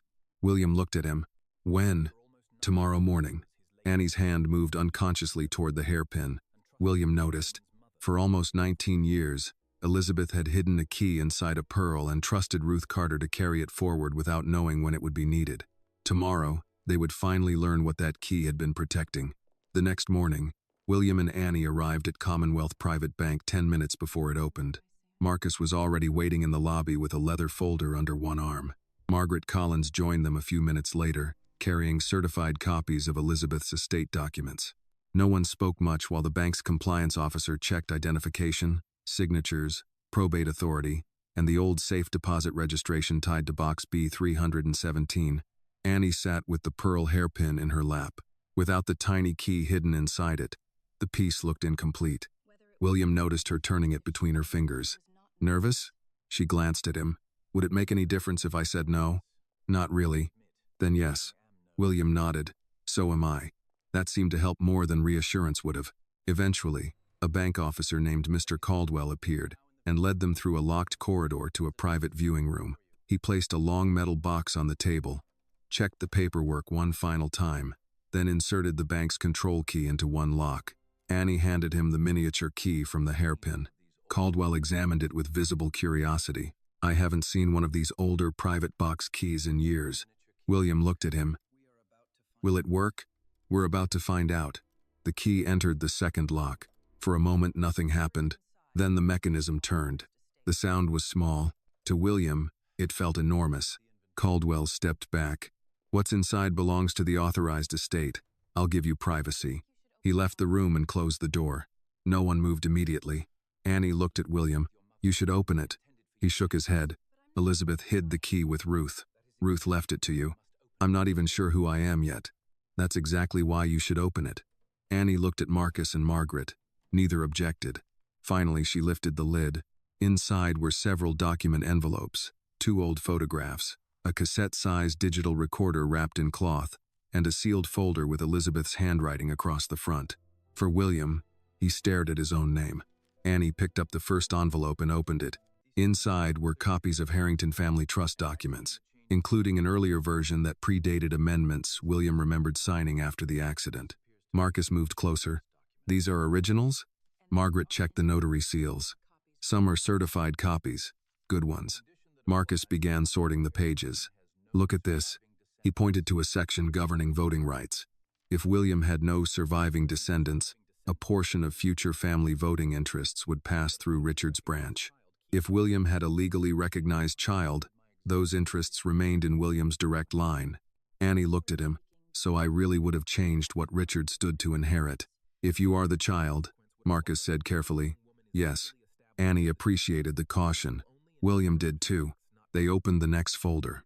This one contained financial records from the Harrington Family Foundation, transfers to consulting companies, invoices for services that appeared vague or duplicated, authorization codes, signature. Richard's initials appeared repeatedly. Marcus exhaled through his nose. "This is stronger than what I found independently." William's expression hardened. "Enough to prove theft? Enough to justify a serious forensic investigation." Margaret opened another envelope. Inside were medical records, Elizabeth's admission after the accident, pregnancy monitoring, the premature delivery, a neonatal chart. William turned each page slowly, but when he reached the birth record, his hands stopped. Mother, Elizabeth Harrington. Father, William Harrington. Sex, female. Date of birth. Annie leaned closer. Her face changed. "That's my birthday." No one spoke. William looked at her. Annie looked back at the document. The date matched exactly. Not approximately. Not within a few weeks. Exactly. Her breathing became shallow. "My mother always told me I was born on that date." Margaret's voice was gentle. Then Ruth kept the real birthday. Annie sat down. William did not reach for her. He wanted to, but he did not know whether comfort from him would help or make the moment harder. Instead, he pulled out the chair beside her and sat. "There's more," Marcus said quietly. He had found one of the photographs. Ruth was holding a newborn wrapped in a hospital blanket. Elizabeth sat beside her, pale but smiling. On the back was a handwritten note. William read it aloud. "For the days when we are afraid she will forget she was loved before she could remember us." Annie covered her mouth. William looked away. He had spent 18 years believing his daughter never survived long enough to open her eyes. Now there was a photograph of Elizabeth smiling beside her. Margaret placed the picture gently on the table. Annie whispered, "Was this me?"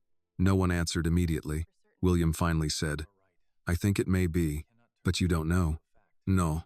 Annie looked at him, grateful despite everything that he had not turned hope into fact. Marcus opened the last sealed folder. Inside were legal papers prepared but never filed publicly. A temporary guardianship authorization naming Ruth Carter, a statement signed by Elizabeth, and a draft acknowledgement of parentage naming William as the father. Marcus read the pages carefully. "This is significant." William stared at him. "Is it enough?" "Enough to show Elizabeth intended Ruth's custody to be temporary and protective. Enough to support the medical records. But if we're talking about legal identity now, we need DNA." Annie stiffened slightly. William noticed. "You don't have to do anything today." She looked at the birth record again. "If I don't, I'll keep wondering. That doesn't mean you have to rush. It's already been 18 years. That ended the argument. William arranged for an independent laboratory through Margaret, not through the Harrington corporate legal department. Annie insisted on that. I don't want anyone saying your company controlled the test. William nodded. Neither do I. Samples were taken that afternoon under documented chain of custody procedures. The results would take several days. Those days were harder than the investigation itself. Annie continued working, though Mrs. Price quietly reduced her schedule. William went into Boston twice but found himself reading the same page of reports without absorbing anything. Neither spoke much about the test. Then, on Thursday morning, Margaret arrived at the estate carrying a sealed envelope. Annie was already in the library. William stood near the window. Margaret placed the envelope on the table. The laboratory released the report to both of you. I haven't opened it. Annie looked at William. You do it. Are you sure? No, but do it anyway. William broke the seal. His eyes moved across the first page, then stopped. Annie watched his face. What does it say? William tried to answer, but his voice did not come immediately. He swallowed and read the conclusion again. The probability of paternity exceeded 99.99%. He looked up. Annie. She gripped the edge of the chair. William's eyes were wet now, and he made no attempt to hide it. You are my daughter. Annie did not move. For a moment she looked almost angry at the sentence, as if 4 words had no right to rearrange 18 years of her life. Then her eyes filled too. My mother was Ruth. William nodded immediately. Yes, she raised me. Yes, she doesn't stop being my mother because of this. No, his voice was steadier now. She never will. Annie looked down at the DNA report. And Elizabeth? William took a slow breath. She was your mother too. Annie closed her eyes. 2 mothers. One dead 6 years. One dead 1 year. A father standing 10 feet away who had spent most of her life believing she did not exist. William did not step closer until Annie looked at him again. Then she asked the question he had been afraid of. What happens now? William answered carefully. Nothing you don't choose. Before Annie could respond, Marcus's phone rang. He glanced at the screen, answered, and listened for less than 30 seconds before his expression changed. What? William asked. Marcus ended the call. Someone leaked the story. Annie went still. What story? Marcus looked at her. Not the truth. A version of it. William's face hardened. How bad? Marcus hesitated. Local media are reporting that an 18-year-old black housemaid employed at the Harrington estate is claiming to be William Harrington's secret daughter. Annie stared at him. Marcus continued. And the headline already suggests she may be seeking access to the family fortune. William turned toward the window, anger replacing the emotion that had filled the room moments earlier. Annie looked down at the DNA report bearing the truth of who she was. They had finally found her name. Someone had already begun trying to turn it into an accusation. By 10 that morning, the story had moved beyond local television. William's communications director had already sent him screenshots from 3 business sites, 2 Boston newspapers, and a national gossip page that had taken the headline and sharpened it further. Billionaire's housemaid claims she is secret heiress. Annie stood beside the library window, staring at the article on William's tablet. They didn't even call me, she said. William watched her carefully. Would you have answered? No. Then perhaps that part worked in your favor. Annie looked at him. They still wrote whatever they wanted. Yes. One paragraph referred to her as a young domestic employee whose claim could potentially affect the Harrington fortune. Another quoted an unnamed source suggesting William had become emotionally unstable since Elizabeth's death. There was nothing about Ruth. Nothing about the hospital records. Nothing about Elizabeth's letters. Nothing about the DNA test. Someone had leaked only enough truth to make Annie look suspicious. Marcus stood near the fireplace with his phone in one hand. The wording matters. Whoever gave them this knew about the paternity issue, knew Annie worked here, and knew there were potential inheritance consequences. William's voice hardened. Richard, it points in that direction. Then say it. Marcus looked at him. I don't accuse people because the answer feels obvious. I accuse them when the evidence survives daylight. Annie glanced at William. He does that to you too? Constantly. Good. Marcus almost smiled. The humor lasted only a second before Annie's phone buzzed again. She looked down and turned the screen face down on the table. William noticed. More messages? My high school friend sent me one of the articles. Are people bothering you? Some. She tried to sound unconcerned, but William could see the tension in her shoulders. You don't have to read them. I know. Then don't. Annie gave him a tired look. Mr. Harrington, telling an 18-year-old not to look at something online usually guarantees she'll look at it. William exhaled. Fair point. Marcus ended a call he had been waiting on and slipped the phone into his coat pocket. I have something more useful than the press. William turned toward him. What? The mechanic. The room quieted. Marcus opened one of the folders he had brought with him. His name is Leonard Pike. He worked at an independent garage in Waltham 18 years ago. That garage serviced several Harrington vehicles through a subcontractor. William frowned. I've never heard of him. You probably wouldn't have. He wasn't a manager. Marcus slid a photocopied invoice across the table. This repair order was generated 3 days before Elizabeth's accident. William read the vehicle number. It matched. What was done? Officially? Routine brake inspection. And actually? Marcus pulled out another page. Pike says he was instructed to replace one part with a worn component and adjust the system so the failure would appear gradual rather than immediate. Annie went still. William stared at Marcus. You're saying someone sabotaged Elizabeth's car. I'm saying Pike admitted he altered it. William's hand flattened against the table. Who paid him? Not Richard directly. Of course not. The payment came through a small automotive consulting company. That company later received money from one of the same shell entities connected to the foundation transfers. William looked at the documents again. Can Pike prove that? He kept records because he got nervous after the crash. Marcus explained that Leonard Pike had been 29 at the time, recently divorced and behind on child support. A supervisor offered him cash to make a temporary mechanical adjustment that would force the vehicle off the road or delay Elizabeth before a scheduled meeting. He says he was told nobody would get hurt, Marcus continued. William's expression darkened. That's what people say when they want to live with what they did. Marcus did not disagree. Annie spoke quietly. Did he know she was pregnant? No. Does that make it better? No. Her eyes dropped.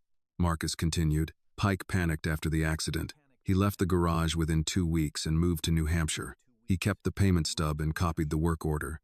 William looked toward the photograph of Elizabeth that sat on the far shelf. For years, he had accepted the crash as one of those senseless events people eventually stop trying to explain. Now it had a human decision behind it. Annie noticed something else. You said the goal may have been to delay her. Marcus nodded. Delay her from what? That is the next piece. He opened another folder. On the morning of the accident, Elizabeth had scheduled a private meeting with outside counsel who had no connection to Harrington Hotels, the Family Foundation, or Margaret Collins. William frowned. Why would she use another lawyer? Because she wanted independent advice. About Richard? About financial misconduct and possible misuse of trust authority. William's face changed. So she was going to report him. She was preparing to. Marcus let that settle. The appointment was at 4:30. Elizabeth crashed at 3:58. No one spoke for several seconds. Annie finally asked, And Richard knew about the appointment? We don't have proof yet that he knew the exact time, but his assistant at the time made 2 calls to the outside counsel's office earlier that week. William stared at Marcus. Why? The assistant claims not to remember. She's 66 now. I'm meeting her tomorrow. William stepped away from the table. His anger was no longer loud. It had become focused. Richard tried to stop Elizabeth from reaching that meeting. The crash failed to kill her. The baby survived. Then he spent months controlling information around both of them. Marcus lifted a hand. That is a theory supported by several facts. Don't turn it into a conclusion before we finish. William gave him a look. You're asking a lot. I'm trying to keep you from doing exactly what Elizabeth feared you would do. That stopped him. Annie saw it too. You want to call Richard, she said. William did not answer. You want to tell him you know? Yes. Don't. He looked at her. Annie's voice remained calm. My mother hid me for 18 years because Elizabeth thought you would confront him before you had enough proof. William's jaw tightened. You're enjoying this. I'm really not. Marcus closed the folder. She's right. William walked to the window and stood there for a while, looking out at the bare trees. When he finally turned back, the decision had changed. Then we don't call Richard. Marcus nodded. We document everything first. Annie looked toward the article still open on the tablet. And meanwhile he keeps doing this. William followed her gaze. For the moment. That doesn't sound like justice. No, William said. It sounds like patience. Annie gave a humorless laugh. That's usually what people with power call it when someone else has to wait. William accepted the criticism. You're right. He picked up the tablet and turned off the screen. Then we make sure the waiting has a purpose. Marcus checked his watch. There is something else you both need to know. Richard has requested an emergency board meeting for Friday morning. William looked at him sharply. On what grounds? He intends to argue that your judgment has been compromised by grief, family instability, and what he is calling an unverified inheritance claim. Annie's expression hardened. He leaked the story, then plans to use the story against you. That appears to be the strategy. William's face settled into the controlled expression Annie had first known when she entered the Harrington house. Only now she understood what that calmness could hide. When is Friday's meeting? 10 o'clock. William nodded once. Then we have 3 days. Annie touched the pearl hairpin in her hair. To prove what? William looked at her, then at Marcus. Not who Annie is. We already know that. His voice lowered. We prove what Richard did to make sure no one else ever would. By Thursday evening, the Harrington estate had become quieter than usual. The staff had been instructed not to discuss the news reports, the board meeting, or Annie's identity. But William knew silence did not mean ignorance. People had seen the headlines. They had seen reporters parked beyond the gates. They had also seen Annie continue to come downstairs each morning in the same gray housekeeping uniform, carrying folded linens as though nothing in her life had changed. William found that harder to watch than the articles. He was in the library with Margaret and Marcus when Annie knocked on the open door. Mr. Harrington, Mrs. Price said you wanted to see me. William looked up. Come in. We need to discuss tomorrow. Annie entered but did not sit immediately. She had been working in one of the guest rooms, and a small streak of dust marked the side of her sleeve. Margaret closed the folder in front of her. The board meeting is still scheduled for 10, she said. Richard has enough support to force the discussion, but not necessarily enough to control what happens after the evidence is presented. Annie glanced at William. And you want me there? I want you to decide whether you want to be there. She folded her arms. That sounds different from what you were saying yesterday. It is. William stood and walked around the desk. Yesterday I was thinking about what Richard had done to you. Today I'm thinking about what happens if we walk into that room and turn your life into evidence without asking whether you're ready. Annie studied him. You need the DNA report. Yes. The birth record. Yes. And the letters. Yes. So whether I'm in the room or not, they're going to talk about me. That's true. Then I'd rather hear what they say while I'm there. William nodded, but his expression remained tense. There's something else. Marcus looked at him but let William say it. Richard sent an offer through his attorney. Annie's face changed. What kind of offer? William took a document from the desk but did not hand it to her yet. He is willing to fund a trust in your name. Enough money that you would never have to worry about tuition, housing, or supporting yourself. Annie let out a slow breath. In exchange for what? Confidentiality. You would agree not to make public statements about the family, not to pursue disputed trust rights until private mediation is completed, and not to cooperate voluntarily with the press. That sounds like a lot of words for be quiet. Margaret gave a small nod. That is essentially what it is. Annie looked back at William. How much? He hesitated. $5 million. The number sat between them. Annie blinked once. Then she laughed, but there was no amusement in it. 5 million? Yes. For me to go away. For you to stay quiet. That's the same thing. William did not argue. Annie walked toward the window. Beyond the glass, the lawn was darkening under an early winter sky. My mother used to save grocery coupons in a coffee tin, she said. Sometimes we would stand in the store and put things back because the total was too high. No one interrupted. She spent years worrying about rent. She worked when she was sick because missing one shift meant something else wouldn't get paid. And now a man I barely know offers me $5 million because he's afraid I might speak. William's voice softened. You don't have to answer tonight. Yes, I do.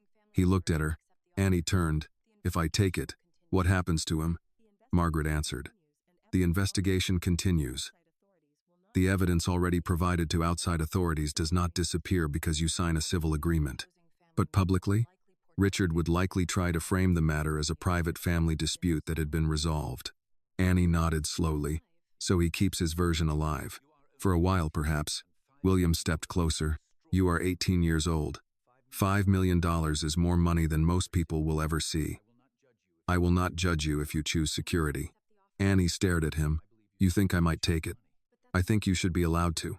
That isn't the same answer. William looked down briefly. No, it isn't. He had spent the afternoon thinking about the offer and hating himself for understanding why it tempted him.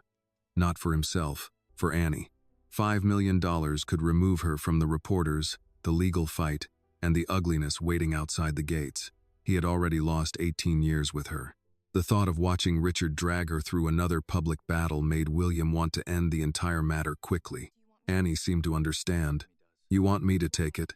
William did not lie. Part of me does. Why? Because I know what men like Richard do when they feel cornered. He will question your motives. He will make strangers discuss your mother. He will turn every ordinary mistake you've ever made into proof that you don't deserve to be believed. Annie's jaw tightened. William continued. If you walk away, you get your life back. My life? She looked around the library. What part of my old life am I supposed to go back to, Mr. Harrington? The part where I didn't know who my parents were? The part where people thought my mother might have stolen that hairpin? Or the part where Richard got to decide that I didn't exist? William had no answer. Annie's voice softened. Ruth hid me so I could live. She didn't hide me so I could grow up and sell the truth back to the man who made her afraid. Margaret looked down. Marcus remained still near the fireplace. William felt the sentence settle somewhere deeper than argument. For the first time since learning Annie was his daughter, he understood that his instinct to protect her could become another way of deciding for her. He had already missed 18 years. He did not want his first act as a father to be telling her what kind of courage she was allowed to have. All right, he said. Annie watched him carefully. All right, what? You decide. I already did. William nodded. Then I stand beside you. Something in Annie's expression eased. Not completely, but enough. Margaret opened another folder. Then we prepare properly.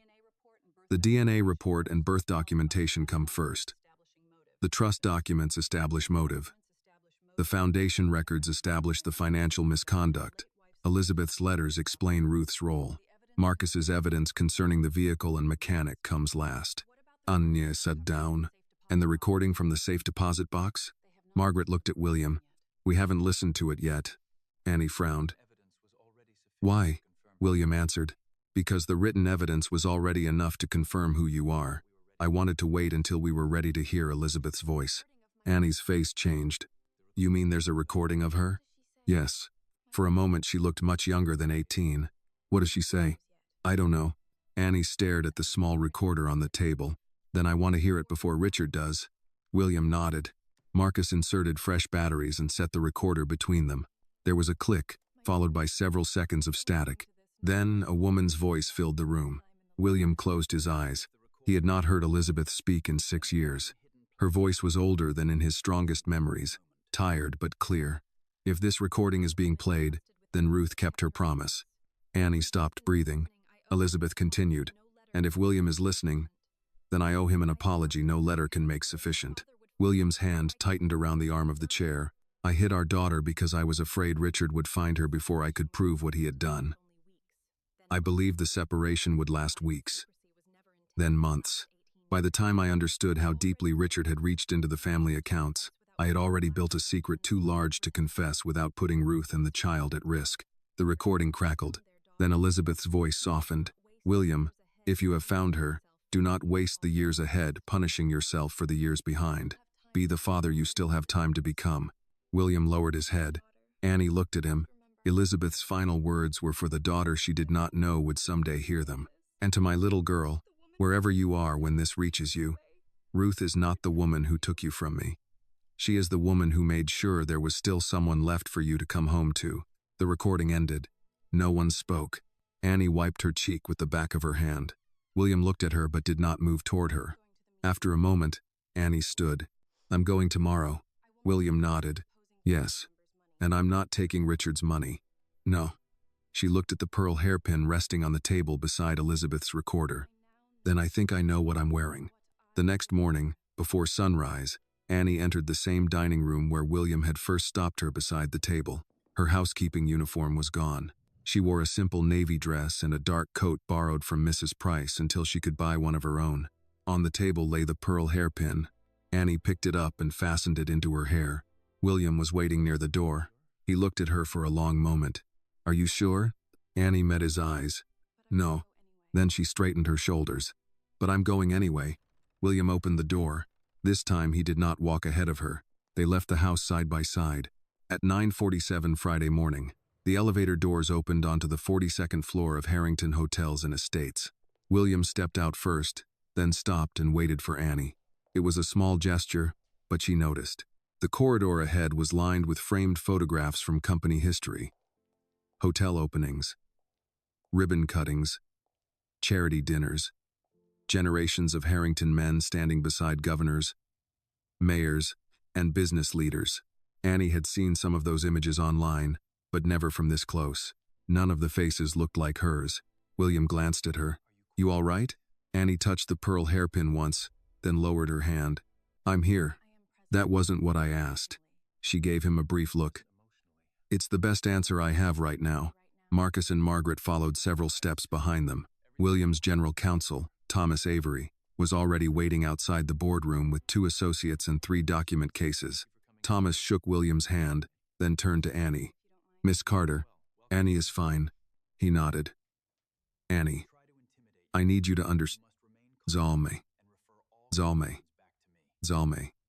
Zalme. Zalme. Ame. Zalme. Ame. Zalme. Not on trial in that room. If anyone speaks to you as though you are, let me handle it." Annie looked at William. He said almost the same thing. "Then for once," Thomas replied. "Your father and his lawyer agree." The word father passed through Annie's expression, but she did not correct him. At exactly 10 o'clock, the boardroom doors opened. 11 directors were already seated around the long walnut table. Richard Harrington stood near the far end, speaking quietly with 2 of them. At 47, he shared enough of William's features that the family resemblance was obvious, but where William carried tension openly in his shoulders, Richard wore calm like a tailored suit. He turned when they entered. His eyes went first to William, then to Annie, then to the pearl hairpin. For less than a second, his face lost all control. Annie saw it. So did William. Richard recovered quickly. "William," he said, "I was told counsel would be attending. I wasn't told you were bringing household staff." Annie felt the insult immediately, but before William could answer, Richard looked directly at her. "This girl doesn't belong in this room." William's jaw tightened. Annie spoke first. "Almost 19 years ago, you thought the same thing." The room went silent. Richard's eyes narrowed. William moved toward his chair. "Sit down, Richard." Richard gave a small laugh. "You're proving my point for me. We called this meeting to discuss your judgment, and you arrive with an 18-year-old maid who claims—" "She hasn't claimed anything," Thomas Avery interrupted. "Her parentage has been independently verified." Richard looked toward him. "Then perhaps you should explain why a private family matter is being used to disrupt corporate governance." Thomas opened the first document case. Gladly, William sat at the head of the table. Annie took the chair immediately to his right. She noticed several directors looking at her with curiosity, but one older woman across the table, Linda Mercer, simply gave her a small nod. It helped. Thomas distributed copies of the DNA report. The testing was conducted by an independent accredited laboratory under documented chain of custody procedures. Probability of paternity exceeds 99.99%. Richard did not look at the report. "This proves William is her biological father. It does not prove fraud, misconduct, or any entitlement to corporate control." "No one said it did," Margaret replied. She placed the birth documentation beside the DNA report. "This does." The original records identifying Elizabeth and William as the parents moved around the table. A director near the middle adjusted his glasses. "The date matches." "Yes," Margaret said. "Exactly." Richard leaned back. "Old medical records can be misunderstood." William was grieving. Elizabeth was under extreme stress. Whatever private arrangement she made nearly 2 decades ago has nothing to do with this board. Marcus opened the next folder. "That would be more convincing if Ruth Carter's personnel records hadn't been deleted through an administrative account under your control." Richard's expression barely shifted. "An executive account being used does not mean I personally used it." "Correct," Marcus said, "which is why we kept looking." That answer changed the room. Marcus laid out the foundation records next. Invoices, Shell companies, transfers, approval codes. Richard finally looked down. William watched him carefully. These payments, Thomas said, were made from funds designated for housing assistance, educational grants, and community programs. Several recipient companies provided no verifiable services. Richard's voice remained steady. You're presenting 20-year-old accounting irregularities as theft.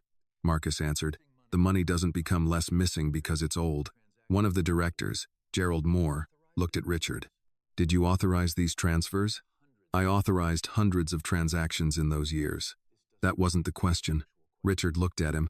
I don't remember every invoice from 2 decades ago. Annie listened closely. She had expected Richard to seem cruel. Instead, he seemed practiced. That frightened her more. Thomas moved to the trust documents. He explained the structure carefully, without suggesting that Annie's DNA alone handed her control of the company. Under the original Harrington family trust, the existence of William's legally recognized descendant changed the future distribution of voting interests and beneficial assets. Richard had stood to gain more if William had no surviving child. The motive was now visible on paper. Richard's tone sharpened. So that is what this is. Money. Annie looked up. Richard turned toward her. Tell me, Miss Carter, how long did it take before they explained what your new last name might be worth? William's hand moved against the table. Annie noticed and spoke before he could. I haven't asked anyone what it's worth. Richard smiled faintly. No? $5 million wasn't enough? Several directors looked toward him. Annie held his gaze. That was your offer? Richard realized the mistake a fraction too late.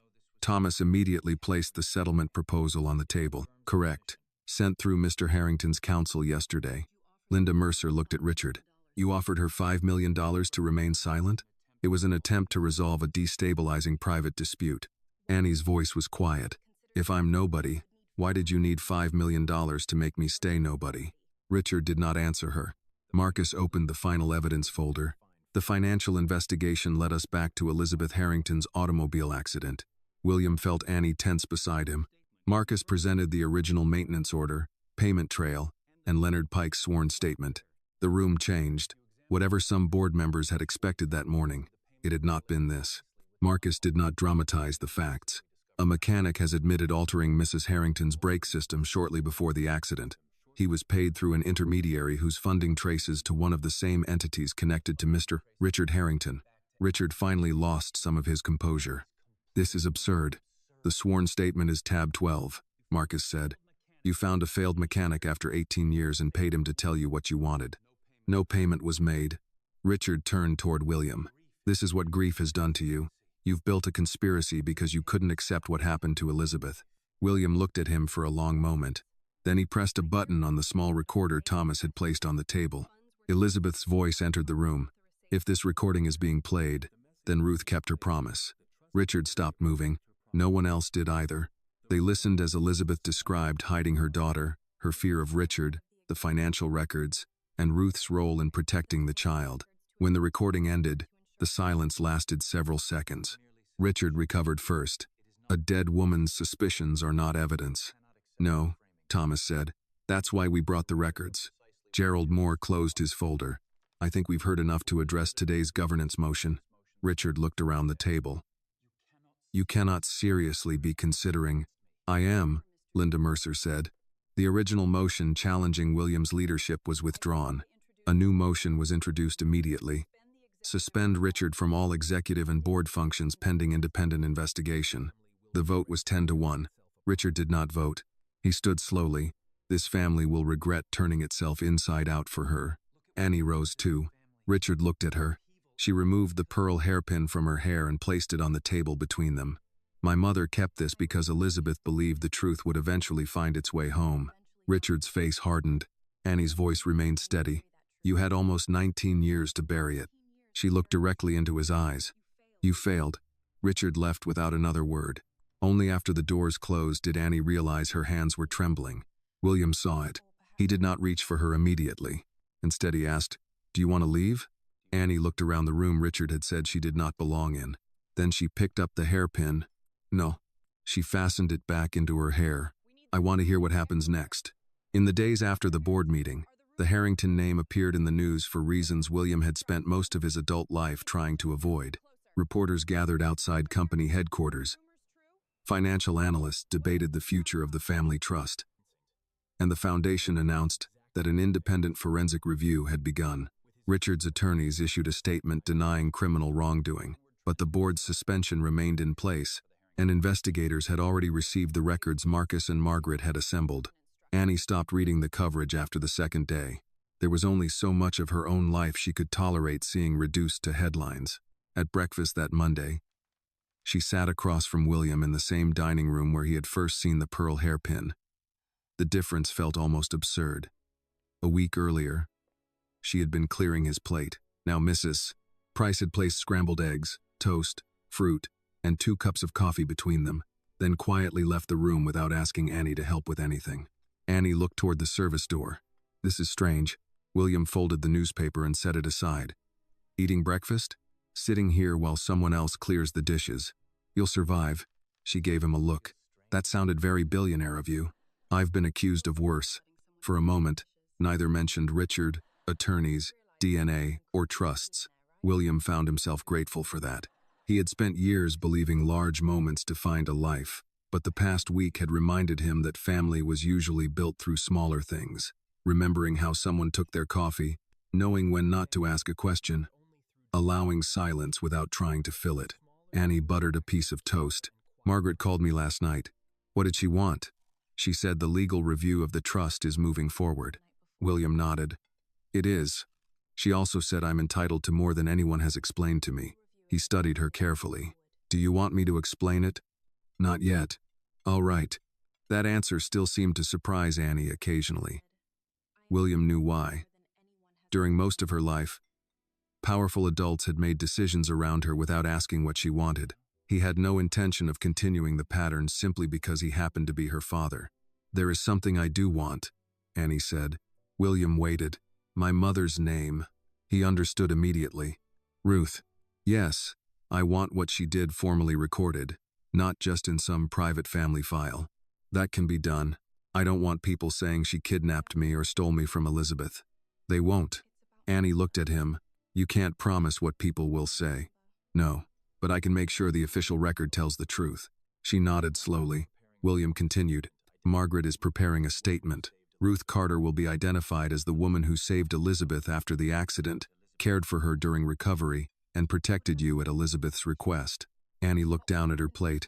And the foundation? What about it? If Richard was taking money from programs that were supposed to help people like my mother, I don't want the family to fix the scandal and then keep doing business the same way. William leaned back. What would you change? She looked surprised. You're asking me? Yes. I worked in your house last week. And? That doesn't exactly qualify me to redesign a foundation. No. But growing up with Ruth probably taught you things about those programs that most of our board members have never had to learn. Annie considered that. My mother hated charity that made people feel like they were being inspected. William listened. She used to say help shouldn't require somebody to prove they're miserable enough to deserve it. That sounds like Ruth. You never met her? No. He looked at Annie. But I'm beginning to understand why Elizabeth trusted her. Annie's eyes softened. Later that week, the trust review confirmed what Margaret had expected. Annie's parentage, birth records, and the original Harrington family trust established her legal status within William's direct family line. The transfer of financial interests would take time, and the voting rights required additional administrative steps, but there was no longer any serious dispute about who Annie was. William asked her to meet with the lawyers. She agreed on one condition. No one starts by telling me how much money I have. Margaret smiled. What do you want them to start with? What I'm responsible for. William heard Ruth in that answer too. The investigation into Richard continued separately. No one pretended the boardroom confrontation itself had convicted him. Marcus reminded William more than once that evidence still had to be authenticated, witnesses interviewed, and prosecutors allowed to do their work. William accepted that, even when patience remained difficult. Justice, he was learning, did not arrive cleanly. It arrived through statements, records, hearings, signatures, and long stretches where nothing seemed to happen. But Richard no longer controlled the story. That mattered. A month later, William asked Annie whether she intended to stay at the estate. She looked at him as though the question were ridiculous. As a maid? No. Good, because that would be awkward. He laughed. I meant living here. Annie shook her head. I'm not ready. William felt disappointment but hid it. You don't have to be. I still have my apartment. I know. I still want to apply to college. I know. And before you say you can pay for everything, I wasn't going to. She raised an eyebrow. You were thinking it very loudly. William smiled. Probably. Annie sat down across from him. I don't want to become a different person because I found out my father is rich. You won't. You don't know that. No, William admitted. I don't. She appreciated the honesty. What I do know, he continued, is that money can change your options without changing your values. If you let it. Annie looked toward the window. My mother always said having choices was its own kind of wealth. Then perhaps we start there. She nodded. Several weeks later, the Harrington Family Foundation announced an independent oversight committee. 2 community representatives would hold permanent voting seats. And financial approvals above a certain threshold would require outside review. Annie declined the offer to join immediately. I'm 18, she told William. I should probably learn something before people put me on a committee. He agreed. She did, however, accept an observer role and began attending meetings when her schedule allowed. The first program she asked about was rental assistance. The second was community college grants. A year passed. The investigation into Richard remained active, but by then the estate had stopped feeling like a crime scene from the past. Life had returned in quieter forms. On a September morning, Annie came down to breakfast carrying a backpack over one shoulder. William was already at the table with coffee. You're late. I'm 18. That is not a time zone. She dropped into the chair across from him. You've been practicing dad jokes. I have almost 19 years to catch up on. Please don't. Mrs. Price entered with toast and looked between them with the expression of someone pretending she had not heard anything. Annie reached for a piece. 2 framed photographs now hung on the wall near the windows. Elizabeth Harrington, Ruth Carter, side by side, not one above the other. The pearl hairpin rested in a small glass case beneath them. William had originally suggested preserving it there. Annie had agreed for exactly 3 days. Before leaving for class, she walked to the case and opened it. William watched her remove the hairpin. I thought we were protecting that. We are, by wearing it on public transportation. Annie smiled as she fastened it into her hair. My mother wore it through 18 years of real life. I think it can survive the subway. William shook his head, but he was smiling too. Annie picked up her backpack. At the doorway, she stopped. Dinner tonight? If you're home, I'll be home. The word reached him before she realized she had used it. Neither of them commented. She left. William remained at the table, looking at the empty chair across from him. Almost 19 years earlier, Elizabeth had hidden a tiny key inside a pearl because she believed one day someone would recognize what others had overlooked. The key had opened a safe deposit box, but that was never the most important thing it unlocked. It opened a path back to a daughter William had been taught to mourn, restored the name of a working woman whom powerful people had tried to erase, and forced a family built on reputation to choose truth over silence. Justice had not returned 18 years. Nothing could.